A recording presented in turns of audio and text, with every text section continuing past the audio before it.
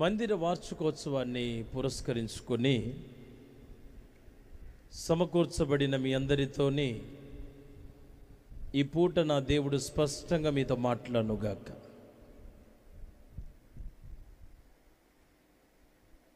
దేవుడు ఆ దినాలలో నివసించినప్పుడు, శరీరధారిగా ఉన్నప్పుడు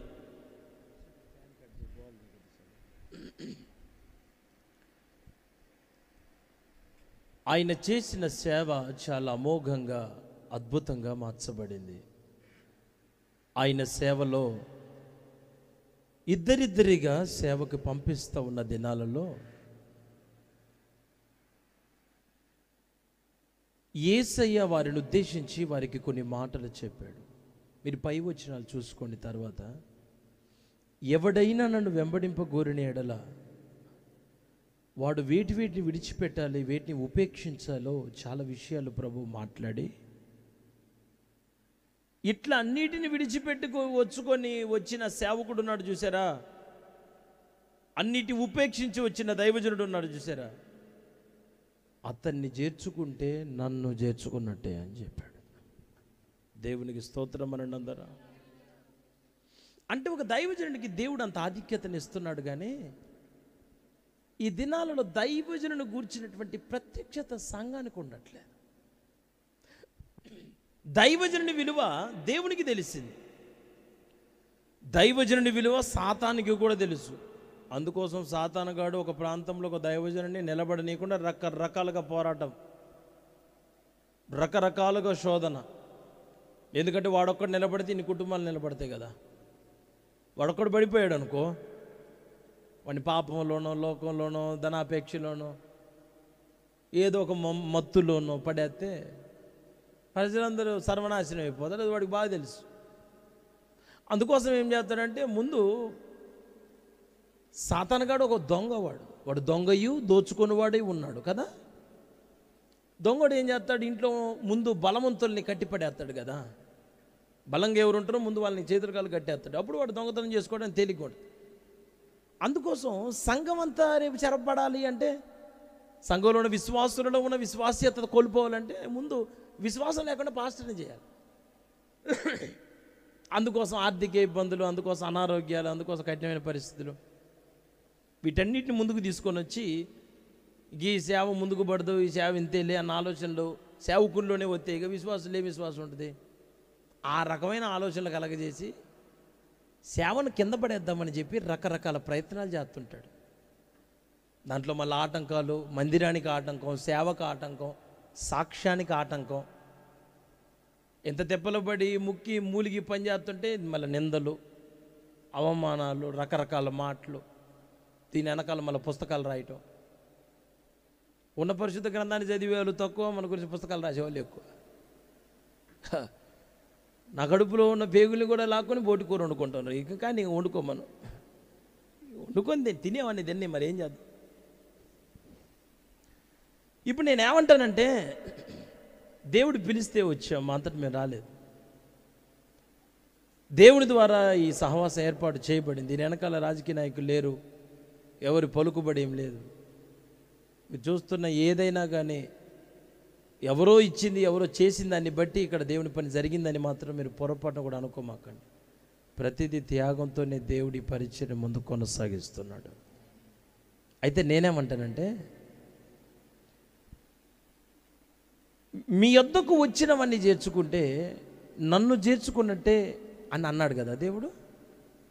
అసలు దైవజనుడు అంటే ఎవరు? దైవజనుడు గురించిన ప్రత్యక్షత ఏంటి? ఇప్పుడు చాలా అవసరమైన విషయాలు నేను మీతో మాట్లాడాలని తలంచాను. కృప కలిగిన దేవుడే మిమ్మల్ని కూడా దర్శించి మీ మనోనేత్రాలను వెలిగించి మీకు అర్థమయ్యే రీతిలో ప్రభు మీతో మాట్లాడను గాక. మన గ్రంథాలని అపోస్తుల కార్యాల వైపు తిప్పి ఒక అద్భుతమైనటువంటి వ్యక్తి గురించి కొన్ని విషయాలు మనం ధ్యానం చేద్దాం. ధ్యానం అంటే అందరం చేసేది, ఓకేనా? మీరు ఏదో కామర్స్ క్లాసులో కూర్చున్నట్టు బిక్కుమొహాలు వేసుకొని కూర్చోకుండా చక్కగా అందరూ ధ్యానపూర్వకంగా ఈ మాటలు వినండి. అపోస్తుల కార్యాలు 10వ అధ్యాయం 5వ వచనం ఒకటి చదివి పెట్టండి. మొదటి నుంచి చదవండి పోనీ. ఇటాలీ పటాలం అనబడిన పటాలములో శతాధిపతి అయిన కొర్నేలి అనే భక్తిపరుడు కైసరియలో ఉండెను. ఇటలీ పటాలం అనబడిన పటాలంలో శతాధిపతి అయిన కొర్నేలు అను భక్తిపరుడు గుర్తుపెట్టుకోండి, ఓకేనా? ఎవరైనా భక్తిపరుడు ఎక్కడున్నాడు? కైసరియలో ఉన్నాడు. ఓకే, ఉండెను. అతడు తన ఇంటి వారందరితో కూడా దేవుని యందు భయభక్తులు గలవాడై ఉండి, ఏంటంట? ఆయన భక్తే కాదు, ఆయన ఒక్కడే భక్తిపరుడు కాదు, తన ఇంటి వారందరితో కూడా అనండి, ఇంటి వారందరితో కూడా దేవుని యందు భయభక్తులు కలిగి ప్రజలకు బహు ధర్మము చేయుచు ఎల్లప్పుడూ దేవునికి ప్రార్థన చేయువాడు. మంచిది. పగలు ఇంచుమించు 3 గంటల వేళ దేవుని దూత అతని యొద్దకు వచ్చి కొర్నేలి అని పిలుచుట దర్శనమందు తేటగా అతనికి కనబడను. అతడు దూత వైపు తేరి చూచి భయపడి, ప్రభువా ఏమని అడిగెను. అందుకు దూత, నీ ప్రార్థనలను నీ ధర్మ కార్యములను దేవుని సన్నిధికి జ్ఞాపకార్థముగా చేరినవి. ఇప్పుడు నీవు యొప్పేకు మనుషులను పంపి పేతురును మారు పేరు గల సీమోనును పిలిపించుము. అతడు సముద్రపు దరినున్న సీమోను ఒక చర్మకారుని ఇంట దిగి ఉన్నాడని అతనితో చెప్పాను. అతనితో మాట్లాడిన దూత వెళ్ళిన పిమ్మట అతడు తన ఇంటి పనివారిలో 2 తన యొద్ద ఎల్లప్పుడూ కనిపెట్టుకొని ఉండు వారిలో భక్తిపరుడగు ఒక సైనికుని పిలిచి వారికి ఈ సంగతులన్నీ వివరించి వారిని యొప్పేకి పంపెను. స్తోత్రం చెప్పండి అందరు గట్టిగా. వినండి అందరూ. ఈయన పేరు ఏం పేరంట? కొర్నేలి అనండి. భక్తిపరుడు చెప్పండి. ఆయనే కాదు, తన కుటుంబం అంతటితో కూడా ఆ భక్తిని చేపిస్తున్నాడు. భక్తిలో పర్ఫెక్ట్, ఉపవాసంలో పర్ఫెక్ట్, ప్రార్థనలో పర్ఫెక్ట్. వింటున్నారా అందరు? వింటున్నారా అమ్మా? దేవుని పిల్లలు వినండి, నాకు మీరు ముఖ్యం. ఇప్పుడు నాకు అయ్యగారులతో పని లేదు, మీతోనే నాకు ఎక్కువ పని ఉంది. ఎందుకంటే ఎక్కువ ఆపరేషన్ మీకు చేయడానికి వచ్చిన కనుక కొంచెం మీరు జాగ్రత్తగా వినాలి. దేవుడి మాట మీ హృదయంలోకి వెళ్ళునుగాక. ప్రార్థన నెంబర్ 1గా చేస్తాడు. ఉపవాసం అసలు వంక పెట్టడానికి లేదు. ఆయన ప్రార్థనలు దేవుని సన్నిధి చేరినాయంట. అసలు ఆయన ప్రార్థన చేస్తుంటే పరలోకం విన్నదంట. మనం ప్రార్థన చేస్తుంటే మన పక్కన వాళ్ళు వెళ్ళలేరు. అంత అద్భుతమైన ప్రార్థన చేస్తాం. మన కోరికలు, మన గొంతెమ్మ కోరికలకి పక్కన వాళ్ళు చచ్చిపోవాలి. అసలు ఏం అడగాలి, ఏం అడగకూడదు కూడా తెలియదు కొంతమందికి. ఏం చేయాలి, ఏం చేయకూడదో తెలియదు. ఏందో చాలా విచిత్రమైన విషయాలు అంటాను. నేను రోడ్డు మీద వెళ్తుంటే నాకు 500 రూపాయలు దొరకాలని ఒక ఆమె ప్రార్థన చేసింది. దాన్ని ట్రోల్ చేసి పడేస్తుండ్రు. ఎందుకు లేనిపోండి సావంత తెస్తారు మా మీదకి. మీరు చేసిన పావులకి 10 రూపాయల సందా మాకు చదివిస్తారు. ఆమెకు ఆ 10 రూపాయల సందా దొరకాలని ప్రార్థన చేస్తే రోడ్డు మీద పోతుంటే ఎదురు ఆయన జేబులో నుంచి ఆడ పడిపోయినాడు. అది దేవుడు ఇచ్చిండా మంది సొమ్మ? అది దేవుడు ఇచ్చిండ నువ్వు తీసుకుంటే నీ డబ్బులు కూడా అట్ట పడితే దేవుడు ఇచ్చిందేనా? ఇంకోటి ఏడిసి నువ్వు సంతోషంగా ఉంటే అది దేవుడు చేసిందా? మన ప్రార్థనలు దేవుడి సన్నిధికి చేరుతున్నాయో లేదు ఇంక మీకు తెలియాలి. మీరు చేస్తున్న ప్రార్థనలు దేవుడు వింటుండో లేదో నాకు తెలియదు, కానీ కొర్నేలి చేసిన ప్రార్థన పరలోకానికి వినబడిందంట. పరలోకం అంతా వినగలిగిన ప్రార్థన చేసాడు. పగలు ఇంచుమించు అనండి, టైం ఎంత? 3 గంటలకి. పట్ట పగలు, మిట్ట మధ్యాహ్నం దేవుని దోతలు కొర్నేలి ఇంటికి వచ్చినట్టు. ఎవరు మాట్లాడండి? ఎవరింటికి? మామూలుగా కలొత్తేనే మనం అసలు భూమి మీద ఇట్ట నేలకి జానడి హైట్లో నడుస్తుంటారు చాలా మంది. ఎందుకంటే కళ వచ్చింది. ఆ కళ వస్తేనే కాత భూమికి ఆనట్లే వాళ్ళ కాళ్ళు. ఎందుకంటే కళ వచ్చింది అయ్యగారు అంటారు. ఏందిరా నాన్న ఇంతకుముందు విధేయత కలిగి ఉన్నావు, చేతులు కట్టుకున్నావు, చెప్పింది ఎన్నో, పెట్టింది ఎన్నో, రమ్మంటే వచ్చినావు, ఏందిరా అంటే కళ వచ్చిందంట. మామూలుగా ఒక దర్శనం వస్తేనే మన లెవెల్ ఈ లెవెల్లో ఉంటే, నాకు ఒక మాట మీరు యథార్థంగా ఒప్పుకోండి, ఏం పోయింది కానీ యథార్థంగా నాకు చెప్పండి. నీ ఇంటికి నేరుగా దేవుని తోతలే వచ్చిండ్రు. అసలు నువ్వు చచ్చిపోతావా? నువ్వు చచ్చిపోతావా? నన్ను పాస్టర్ అంటావా? నువ్వేమంటావు చెప్పు నాకు. పాస్టర్ గారు నువ్వు వచ్చినా రాకపోయినా ఫరక్ పడేది ఏం లేదు పాస్టర్ గారు, నీ పప్పులు ఉడకవు అనండి, ఇక నీతో మాకు పని. నువ్వు వచ్చినా రాకపోయినా పర్లేదే గారు, మా ఇంటికి నేరుగా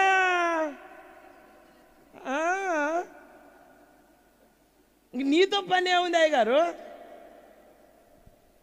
మేము ప్రార్థన చేస్తే మా ప్రార్థనలకు ఇచ్చిన దేవుడు సాక్షాత్తు తన దూతరుగా ఆజ్ఞాపించి మమ్మల్ని ఎత్తి పట్టుకోవటం కాదు, మొత్తానికి మమ్మల్ని మా యోగక్షేమాలను తెలుసుకోవటానికి మా ఇంటికే వచ్చిండండి.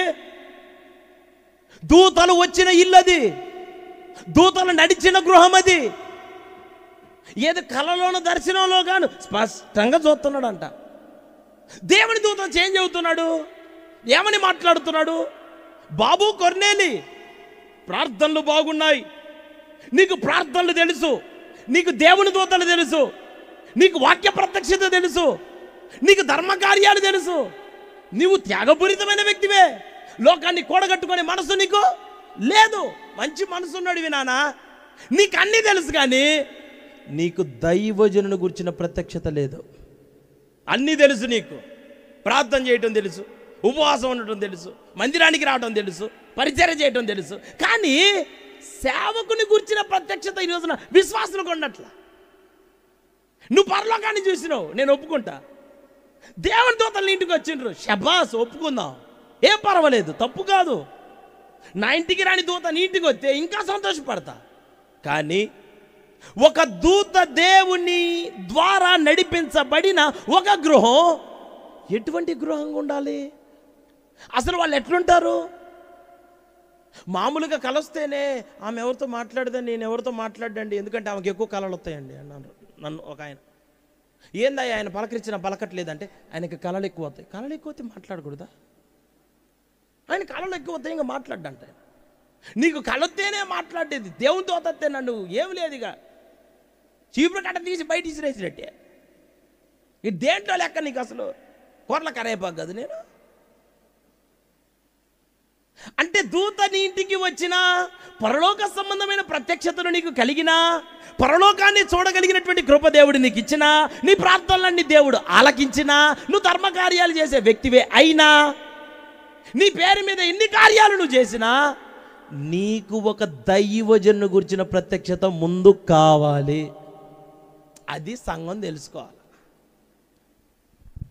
మనకు అన్నీ తెలుస్తున్నాయి, కానీ సేవకుని గురించిన ప్రత్యక్షత లేదు మనకి. సేవకుడు ఎంత కష్టపడుతున్నాడు, సేవకుడు ఎంత ప్రయాస, కళ్ళ ముందు కష్టపడుతున్న ఒక దైవజనుడి త్యాగం, దైవజనుడి కష్టం, దైవజనుడి భారం, దైవజనుడి గుండెలో ఉన్న ఆక్రందన నీకు అర్థం కానప్పుడు, ఎప్పుడో 2000 సంవత్సరాల క్రితం నీ కోసం సెలవు మోసిన యేసు ప్రభు త్యాగం నీకు అర్థమైద్దని ఎట్ట అనుకుందాం? కళ్ళ ముందు మొత్తం నాల గురించే నీకు అసలు రవ్వంత, ఇడ్లీ రవ్వ అంత అర్థమైందా నీకు? ఇడ్లీ రవ్వ దీని వెనకాల ఎంత ఖర్చు ఉంటుంది, దీని వెనకాల ఎంత త్యాగం ఉంటుంది. ఇప్పుడు ఇంత కష్టపడి ఇంత కూడికి ఏర్పాటు చేస్తే కోటంటే ఆయనకు వచ్చిన అద్భుతమైన వ్యక్తులు కూడా ఉంటారు ఇక్కడ. మళ్ళీ వాళ్ళని కనుక మనం అంటే మాత్రం చాలా కోపం వచ్చింది వాళ్ళకి. అసలు ఆ కోపాన్ని కూడా మనం తట్టుకోలేం. దేవుని ఉగ్రతను తట్టుకోవచ్చు, కానీ వాళ్ళ ఉగ్రతను తట్టుకోలేం. అసలు ఒప్పుకోరు. నీది తప్పు అంటే ఒప్పుకొని మనిషే లేడాడు భూమి మీద, ప్రపంచంలో. మీ ఖమ్మంలో అందరూ సాత్వికులే కాబట్టి ఉంటారు.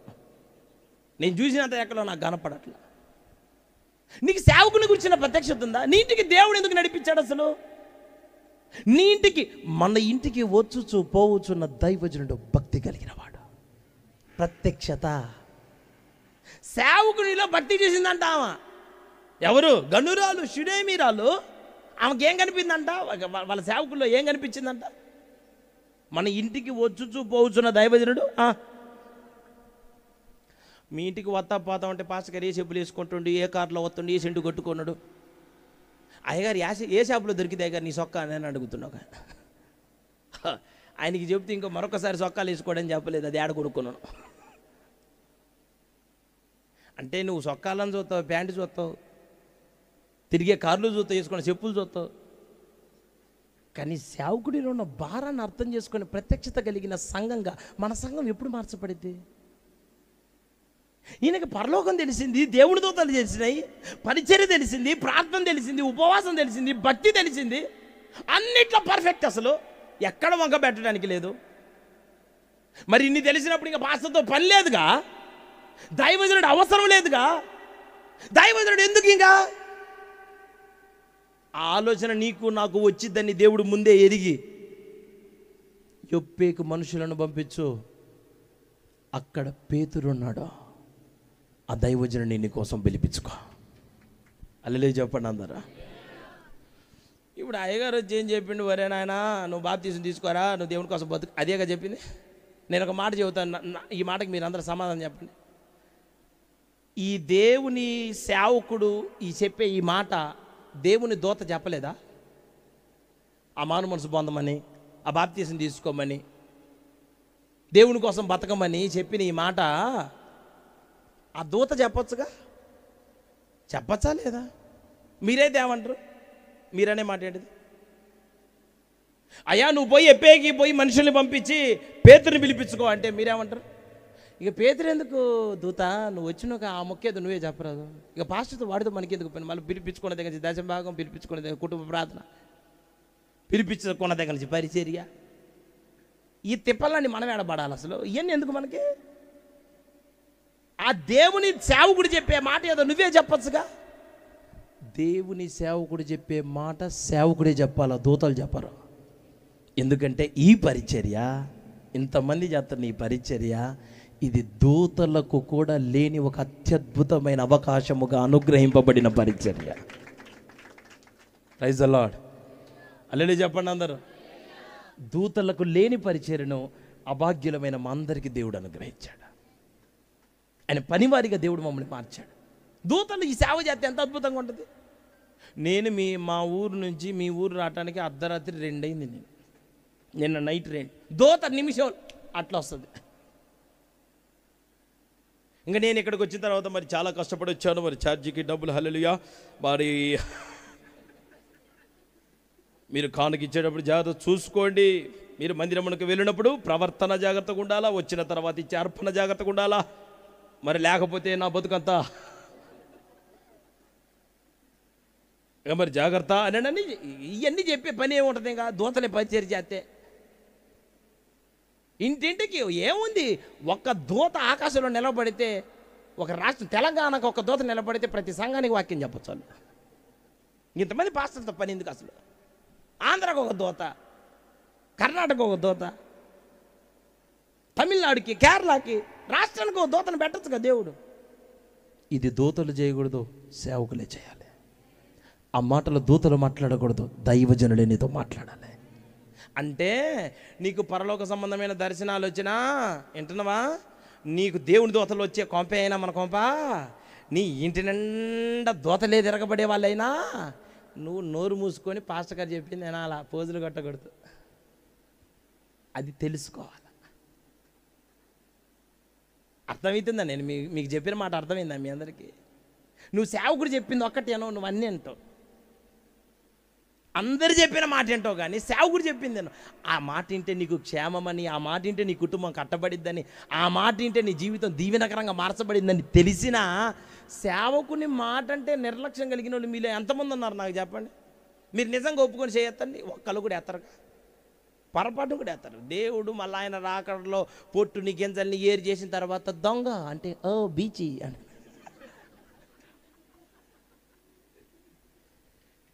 దొరకనంత వరకు దొరలాగానే తిరుగు మందలో, ఏం పర్వాలేదు, నిన్ను కూడా అయ్యగారు వెనకేసుకొని వస్తాడు. ఇంక పోనీలే, కానీలే, రానీలే అనుకుంటాడు.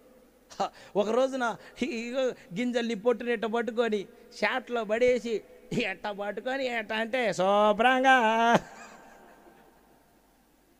పొట్టుని ఎంతవరకు దాచిపెడతావు నువ్వు పొట్టులాగా ఎందుకుంటున్నావు అసలు? సేవకుని గురించిన భారం నీకు ఎందుకు తెలియట్లేదు? అంటే వాక్యం చదువుతున్నానన్న అతిశయమా? ప్రార్థన నేర్చుకున్నానన్న అతిశయమా? ఆ గర్వం ఉందా నీకు? నేను బైబిల్ చదివాను కాబట్టి నాకు అంతా తెలుసు, నేను ఎవరు చెప్పింది వినను అన్న భావన నీకు?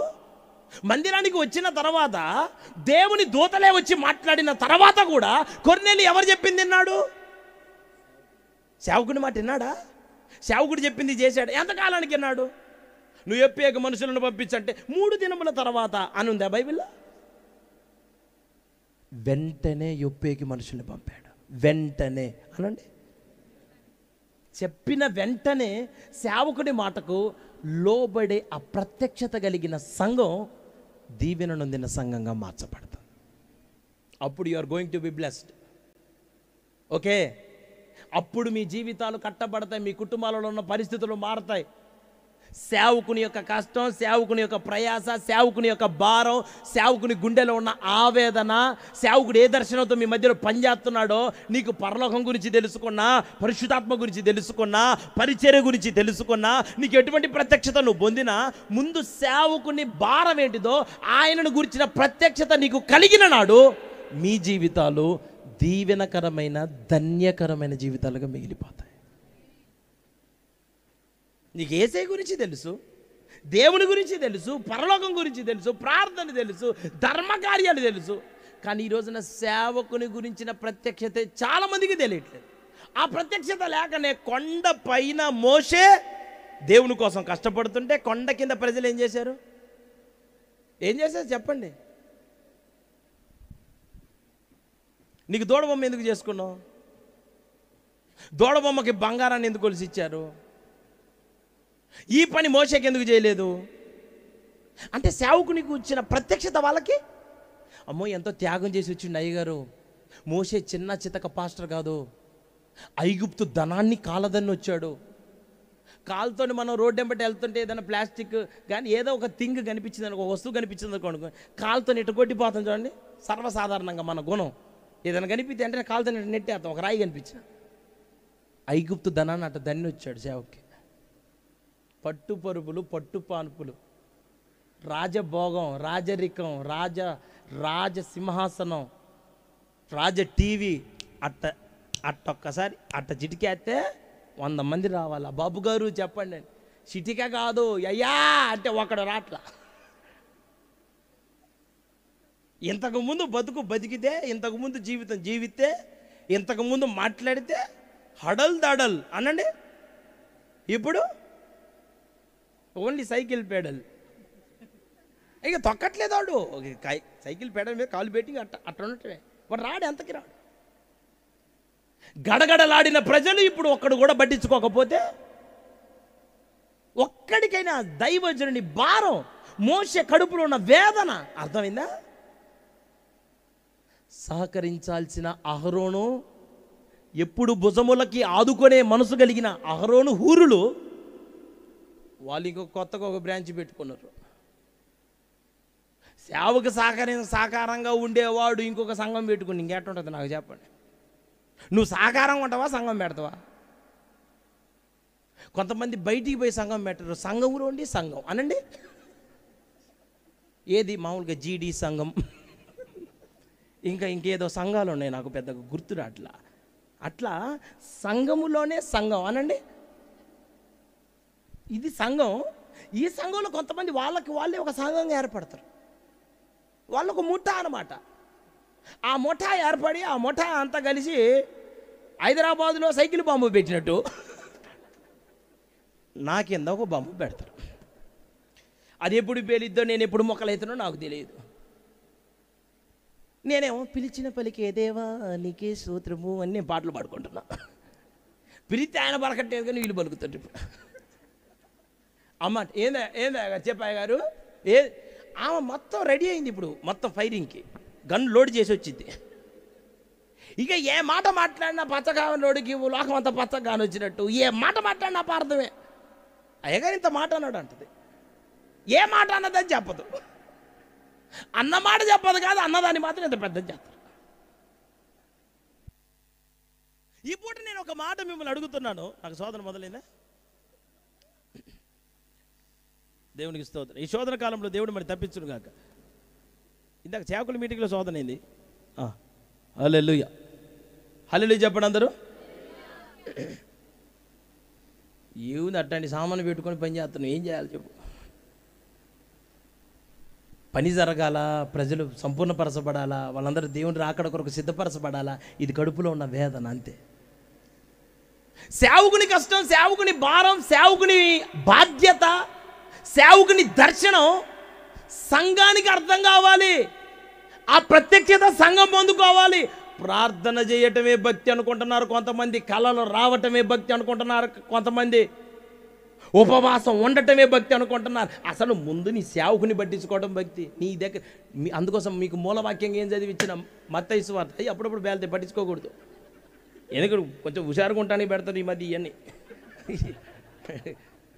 అల్లి చెప్పండి, పేలినప్పుడు కొంచెం ఓకే రైట్ అయ్యి అరే, ఒకవేళ ఆదమరిసిన అనుకో నీకు బాంబు వేలినట్టు అయింది. అల్లి చెప్పండి అందరు. మత్తయి సువార్త 10:40 కదా మీరు చదివింది మూలవాక్యం. మిమ్మల్ని చేర్చుకున్నాడు. అది మరి ఒక సేవకుని చేర్చుకునే మనసు నీకుంటే నువ్వు దేవుని చేర్చుకున్నట్టే. ఆ భావన నీ గుండెలా కలగాల. అంటే దానికి ఆపోజిట్ వర్డ్ చెప్పండి, ఆపోజిట్ చెప్పండి, దానికి వ్యతిరేక పదం చెప్పండి.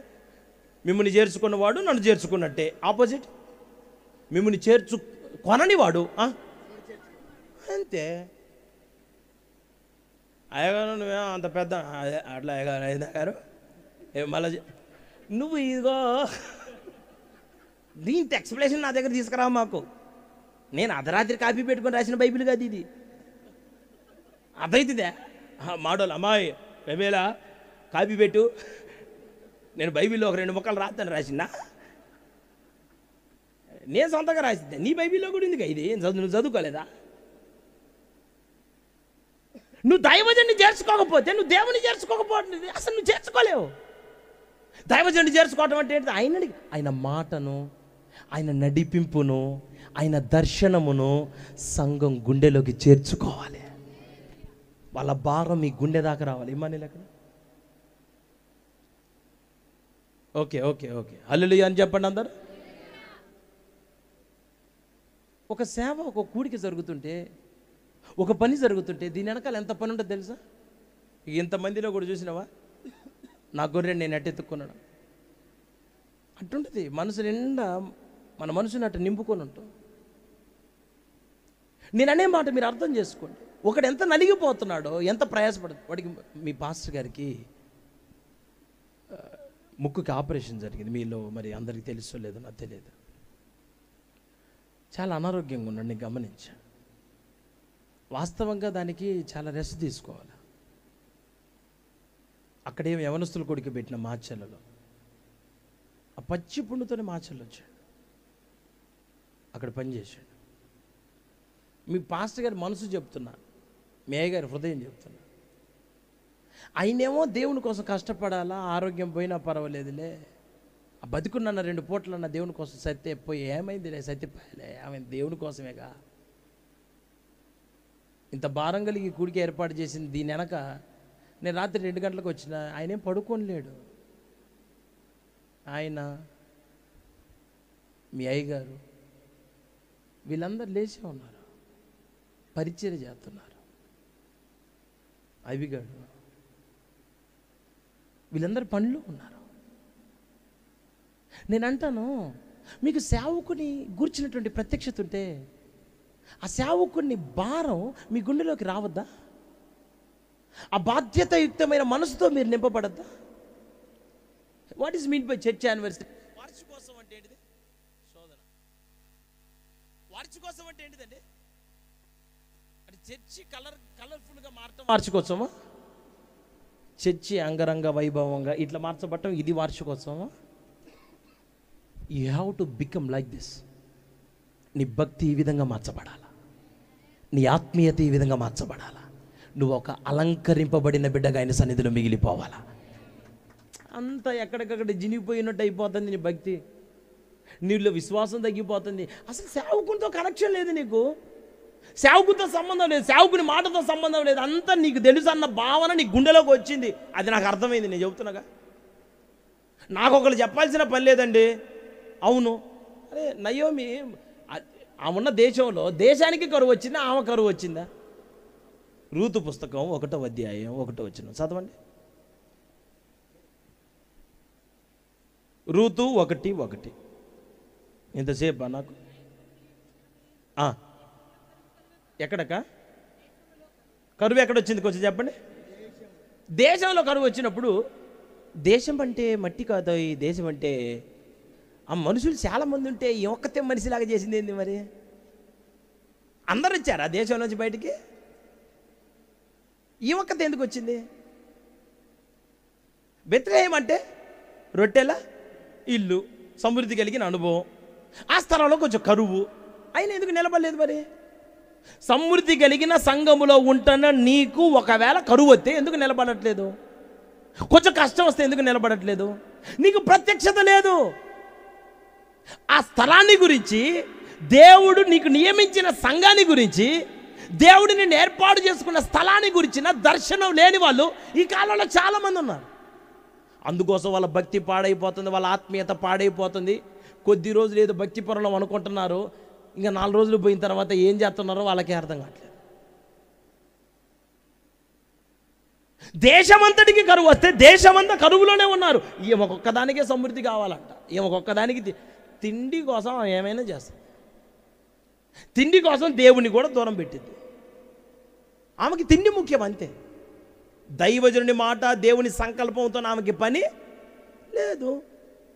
మేము బతకాలంతే, మేము నడవాలంతే, మేము జీవించాలంతే, మేము నడిపించబడాలంతే, మేము పోషించబడాలి. నేను ఒక మాట చెప్పనా మీ అందరికీ, నేను నా సంఘ బిడ్డలకు చెబుతా, మీరు దూర దేశానికి పోయి ₹1,00,00,000 సంపాదించే కంటే ఇక్కడ ఉండి కారం మెతుకులు తిని మీరు బతికితే దేవుడు మిమ్మల్ని, నన్ను, మనల్ని ఆశీర్వాదకరంగా, ఆరోగ్యకరంగా, ఆయనకి మహిమకరంగా దేవుడు నడిపించుకుంటాడు. నువ్వు దేవుని చిత్తంలో ఉన్న ఆ స్థలంలో ఉన్నావు అనుకో, సింహాల బోను కూడా నీకు సింహాసనంగా మార్చబడింది. కాళ్ళ కింద ఒక దిండు, తలకాయ కింద ఒక దిండు, చెయ్యి కింద ఒక దిండు వేసుకొని పండుకుంటారు కదా కొంతమంది. బాగా సుఖం ఎక్కువైన వాళ్ళు. దానియేలుకి ఎంత సుఖం అంటే, కాళ్ళ కింద ఒక సింహం, తలకాయ కింద ఒక సింహం, ఎడం చేతి కింద ఒక సింహం, కుడి చేతి కింద ఒక సింహం, సింహాల మీద పండుకున్నాడు. సింహాల బోన్లు. రాజుకు నిద్ర పట్టక దానియేలు చనిపోయి ఉండేను అని వచ్చి చూస్తే వీడు చచ్చిపోయిండు చూడలేక. ఆ రాజు ఎక్స్ప్రెషన్కి పక్కన బడ్డు అడిగాడు, రాజు నీకేమాయను అంటే, ఏమాయను నేను చెప్పలేను, నువ్వు చూడవలేను. వాడు చూసిన వెంటనే వాడు ఉలిక్కిపడాను. ఇది కళ నిజమా? దేవుడు నీకు అప్పగించిన స్థలాన్ని గురించిన ప్రత్యక్షత సింహాల బోనును కూడా నీకు స్వర్గంగా, సింహాసనంగా దేవుడు మార్చి నిన్ను దీవెనకరంగా నడిపించుకుంటాడు. సింహాలకి సింహస్వప్నం అంటారు చూడండి, సింహస్వప్నం అట్లయిండు దానియేలు.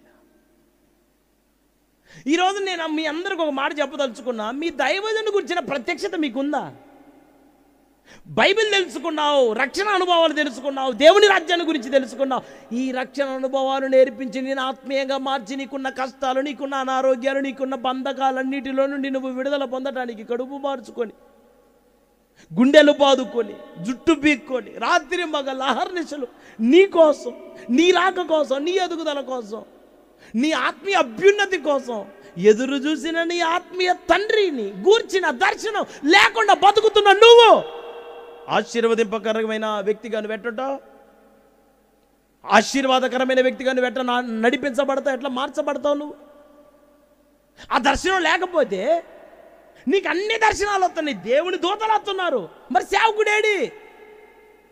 మీ జీవితంలో సేవకుని స్థానం ఎంత? మీ కుటుంబంలో సేవకుని స్థానం ఎంత? ఎవరు దైవజనుడు అంటే ఎవరు? నేను సర్వసాధారణంగా ఏదో కాలక్షేపానికి సేవకు వచ్చిన వాళ్ళ గురించి నేను మాట్లాడట్లేదు. సేవకు ఈ కాలంలో నేను మీకెట్ట వాక్యం చెబుతున్నావు, అయ్యగారులో కూడా అద్భుతమైన వాక్యాలు చెబుతా. నేను ఎవరిని కడుపులో పెట్టుకొని అందరినీ కడుపు చించి బయటికి తెస్తా. ఎందుకంటే అందరం బాగుపడాలి, అందరం దేవుని రాజ్యానికి కోసం బతకాలి. ఉదయం నేను ఏం చెప్పినా సేవకుల మీటింగ్లో బోధకులు అనేకులు అయ్యారంట, అనేకులే ద్రాక్ష తోటను పాడు చేస్తున్నారంట. ఉదయం లైవ్ ఇచ్చారు, తర్వాత చూడండి మీరు. బోధకులు ఎక్కువయ్యారంట. అసలు బైబిల్లో రాయబడిన మాట ఏంటి? కోత విస్తారముగా ఉంది, కొయ్యవారు కొద్దిమంది ఉన్నారు, ప్రభా హల్లెలూయా, ప్రభా దైవజనుని లేపుడు ఆయన. చాలా మంది లేచారు. విస్తారంగా పాస్టర్లు అయినరు, కానీ విస్తారంగా సంఘాలు కాలే. ఇప్పుడు కొత్తగా నేను చర్చి పెట్టిననుకో, ఈయన దగ్గర 50 మంది, ఆయన దగ్గర 20 మంది, ఆయన దగ్గర 30 మంది ఉన్నారనుకో, ఈయన దగ్గర 10 మంది, దశంభాగం, ఈయన దగ్గర 10, ఆయన దగ్గరకు 5, ఈయన దగ్గరకు 3, మొత్తం 15 మంది 3 రోజులు అయినా గారు నాకు సాక్ష్యం చెబుతున్నాను. సంఘాలు ఇంతే అవుతున్నాయి ఇప్పుడు. బోధకులు ఎక్కువయ్యారు, కానీ తోట పాడైపోతుంది, తోట బాగుపడట్లే. నేను ఈ మాట ఉచ్చరించడానికి గల కారణం ఏంటిదంటే, నేను సర్వసాధారణమైన దైవజనుల గురించి మాట్లాడే సమర్పణతో, భారముతో, త్యాగముతో, ఆకలి దప్పులతో తలకాయని తీసి మోకాళ్ళలో పెట్టుకొని ఏడుతున్నారు చూసావా? రాత్రి మగళ్ళ సంఘ క్షేమము కోసం దిగులు పడుతున్నారు చూసావా?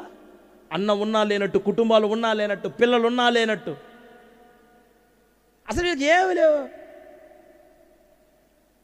ఒక అయ్యగారు నన్ను ఒక ప్రాంతంలో ఆహ్వానిస్తా అన్నాడు.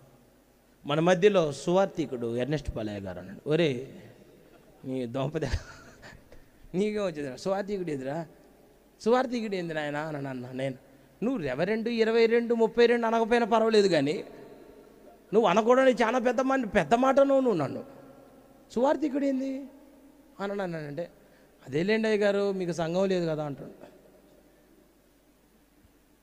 అయ్యగారు వివాహం లేకుండా ప్రతిష్ఠించుకో. నేను 2 కాపీలు తీసిన, నాకు 2 మగపిల్లలు. అయినట్టు ప్రతిష్ఠించుకొని అయ్యగారికి వివాహం లేకుండా సేవలో నలిగిపోయి, ఒరే ఇంతవరకు పిల్లలున్న సంగతి తెలియట్లా, సంఘం ఉన్న సంగతి తెలియట్లా, మరి బొంగరం తిరిగినట్టు తిరుగుతున్నా. 24 గంటలు చూస్తే ఇప్పుడు బయటనే దేశంలోనే. ఇప్పుడు నేను ఏమంటున్నానంటే, అన్నీ ఉన్నా లేనట్టుగా బతుకుతున్నా త్యాగం కలిగిన దైవజనుడు. నేను ఇప్పుడు నా సంఘంతో చెబుతాను, నేను నా మాచర్లలో నిలబడితే ఉన్న సంఘాలన్నింటినీ 10 నిమిషాల్లో ఖాళీ చేస్తాను. నేను సంఘాలను ఖాళీ చేయటం కాదు, దేవుని రాజ్యాన్ని నింపటం మన దర్శనం. సంఘాన్ని ఖాళీ చేసేది ఏముంది? అందుకే విశ్వాసులది ఏముంది వాళ్ళకి? అమ్మ మరి మీ అయ్యగారికి కొంచెం కోపం ఎక్కువ అనిపిస్తుంది అంటే చాలు, అవును అయ్యగారు నిజమేని నా సంఘం ఎక్కుతారు.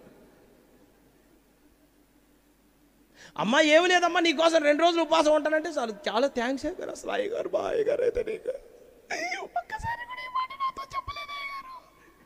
ఇది 2వ మెట్టు. 3వ మెట్టు, అమ్మా నీకు నీ ఇంట్లో 3 వారాలు నేను కూటం పెడతా. 4వ మెట్టు అయిపోయిన తర్వాత నువ్వు సంఘంలో చేర్చబడు. 5వ మెట్టు మటాష్. ఇది మార్చాలి ఎంతసేపట్లో చేస్తా నేను. మన సంఘం నింపబడటం కాదు, ఇంకా నా సంఘంలోనే వచ్చే విశ్వాసులందరినీ నేనే నడు లే నువ్వు కుదరట్లే, నేను ఇట్రా చర్చికి సరిగ్గా రావు, పాడు బతుకు పాడుగా నల్లియా అంటే అయ్యగారికి కోపం ఎక్కువ, వీడికి అసలు వీడు మా పాస్టర్గా ఉండడం మాకు సిగ్గుచేటు, వాడికి వాక్యం తెలుసు కానీ ప్రేమ లేదు. నా గురించి కొంతమంది పుస్తకాలు రాస్తున్నారు. కోపిష్టి వాడైన ఎర్నెస్ట్ పాలు నవ్వుకుంటానే తిడతాడు, నవ్వుకుంటానే వాక్యం చెప్తాడు, కానీ ఒక్కొక్క మాటలు బాక్కులలా కూర్చుకొని పోతున్నాయి. సమకూర్చుకోవాలా, ఎగేసుకోవాలా, ఏదో చేయాలా అనేది భావన కాదు ఇక్కడ. దేవుని రాజ్యము ఖచ్చితంగా, దేవుని రాజ్యం కట్టబడాలా, దేవుని రాజ్యం తన ప్రజలతో నింపబడాలా. ఇప్పుడు ఇంత దర్శనంతో పని చేస్తున్న, దర్శనం కలిగి త్యాగం కలిగి అహర్నిశలు త్యాగం చేసి కష్టపడి ప్రయాస, ఈ కూడికి అయిపోయిన తర్వాత మళ్ళీ ఈ కుటుంబం ఎన్ని పస్తులు ఉండాలో, ఎన్ని ఖర్చులు తగ్గించుకోవాలో, ఎంత తెప్పలు పడాలో మీకు తెలియదు, నాకు తెలుసు. ఒక కూడిక, ఒక సంఘం, ఒక సేవకుడు ఏర్పాటు చేసుకున్న తర్వాత దాని వెనకాల ఎంత కష్టం ఉంటుందో నాకు తెలుసు, ఖచ్చితంగా నాకు తెలుసు. అది నేను అనుభవించాను. నేను సేవకుని కుటుంబంలో పుట్టినోని కదా, నాకెందుకు తెలియదు? ఆయన్ని చూసుకుంటూ పెరిగినా నేను.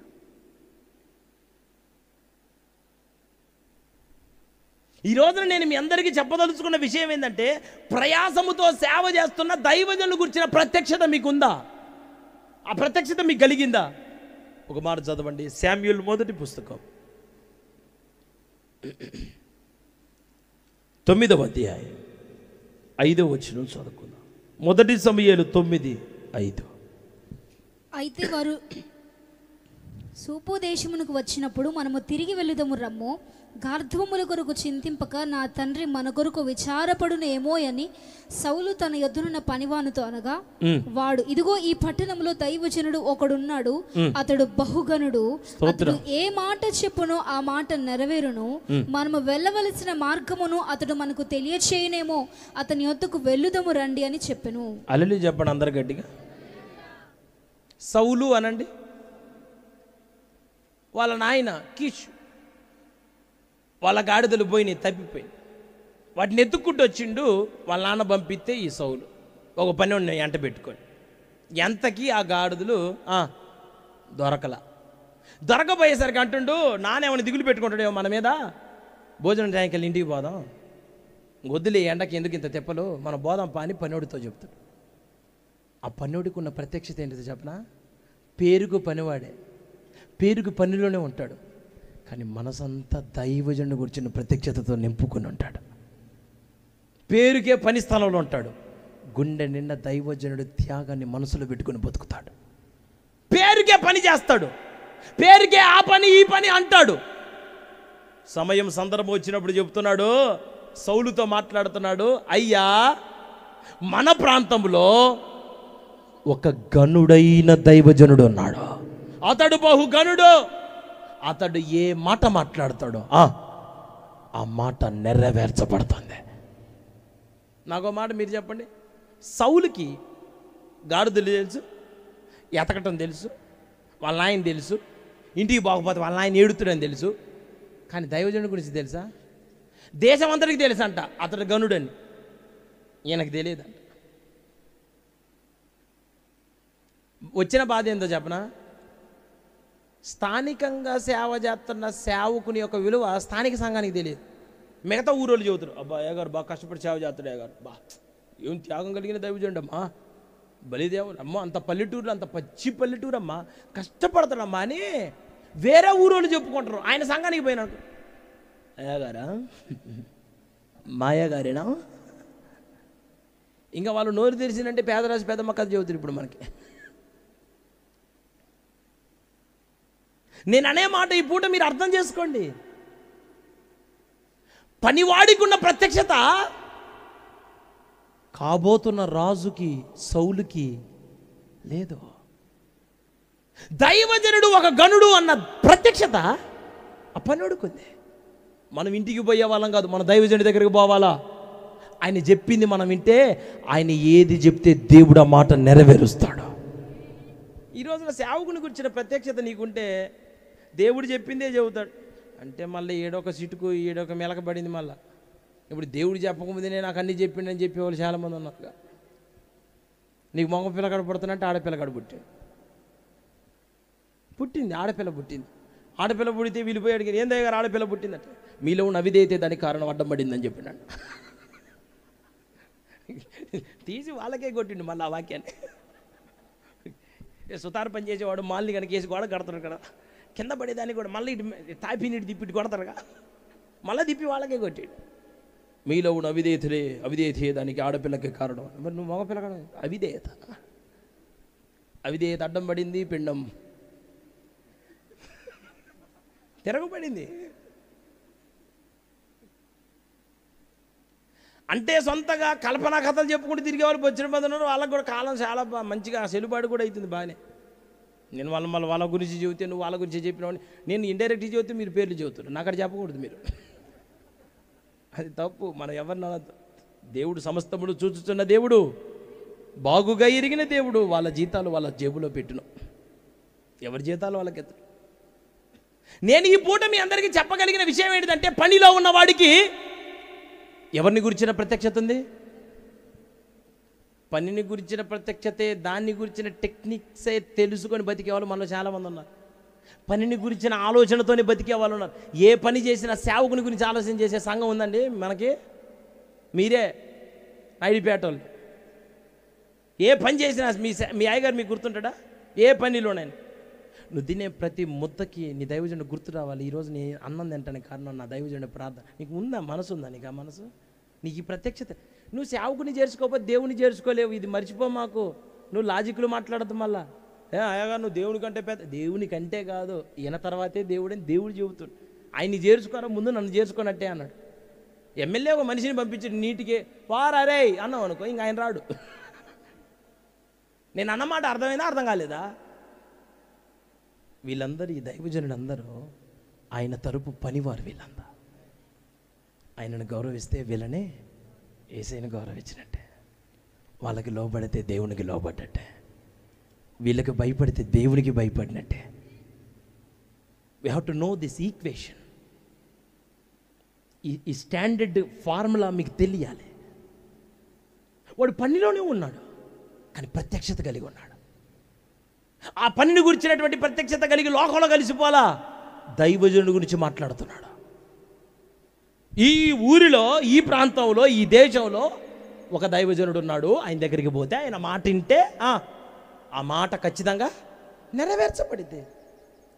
అంటే సేవకుని గురించిన ప్రత్యక్షత కలిగిన వాడు సేవకుని దగ్గర రావడానికి ఇష్టపడతాడు. సేవకుడు చెప్పింది వినటానికి. నీకు ఆ ప్రత్యక్షత లేకపోతే రావడానికి ఇష్టం ఉండదు. అసలు రావడానికి ఇష్టం ఉండదు. ఏం వింటావు నువ్వు? అమ్మా నేను ఫోన్ చేయాలా, హలో అయ్యగారు చెప్ప, అప్పులోడు ఫోన్ ఎత్తినట్టు మూడోసారికి ఎత్తుతారు. నేను అప్పులోనా నీకు? నేను నా విశ్వాసులతో చెప్పిన మాట మీకు చెబుతున్నాను. పాస్టర్ గారు ఒకసారి రింగిస్తే సంఘం ఫోన్ చేయాలి. ఆయన దైవజనుడు. నేను నీ ఇంటికి ఫోన్ చేసి కిలో ఏట మాంసం తెమ్మని చెబుతున్నా. అమ్మ పుష్టి గల కండ మాంసం అనండి.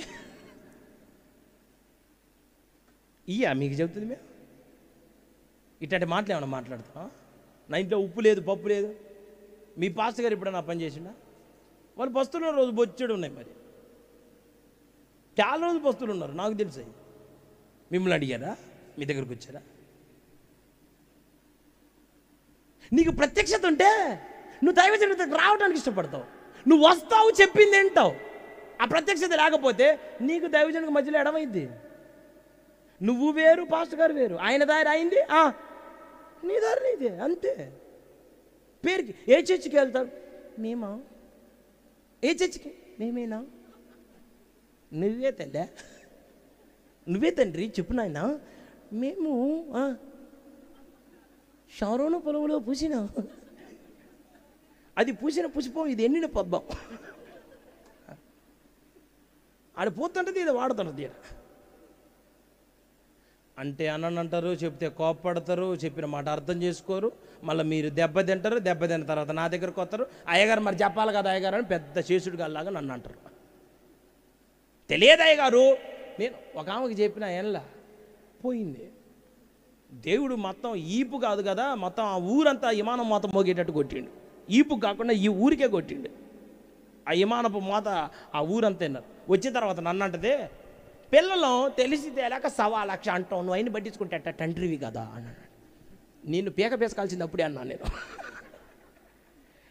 నేను ఆలోచన రాలేదు నాకు. నీ పీక బిసికితే పేడ పోయేది. అసలు నేను చెప్తే ఏనావా నువ్వు? అసలు వాళ్ళ సైతాన్ని మాట్లాడుతున్నావు నా దగ్గరకు వచ్చి. ఒక దైవజనుడి గురించిన ప్రత్యక్షత ఉండాలి నీకు. నీ సొంత తెలివితేటలతో, నీ సొంత జ్ఞానంతో ప్రయాణం చేస్తే దెబ్బతింటారు. మళ్ళా చెబుతున్నా, నాకు చాలా కొత్త మొహాలు కనిపిస్తాయి. ఎవరెవరు నాకు తెలియదు, కానీ అందరు చాలా మర్యాదగా వినుకోండి. మీరు దీవెనకరంగా మార్చబడతారు, దేవుని కృపను పొందుకుంటారు. దేవునికి స్తోత్రం.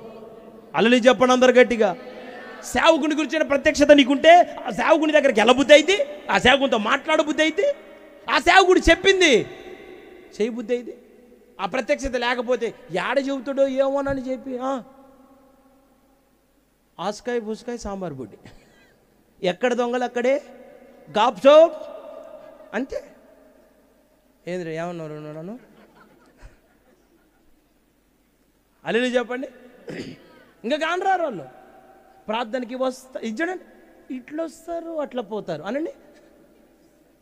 ఇట్లా వస్తారు అంటే సోనియా గాంధీ టైప్, ఎట్లా నరేంద్ర మోడీ టైప్, ఒక ప్రధానమంత్రి లాగా. ఎట్లా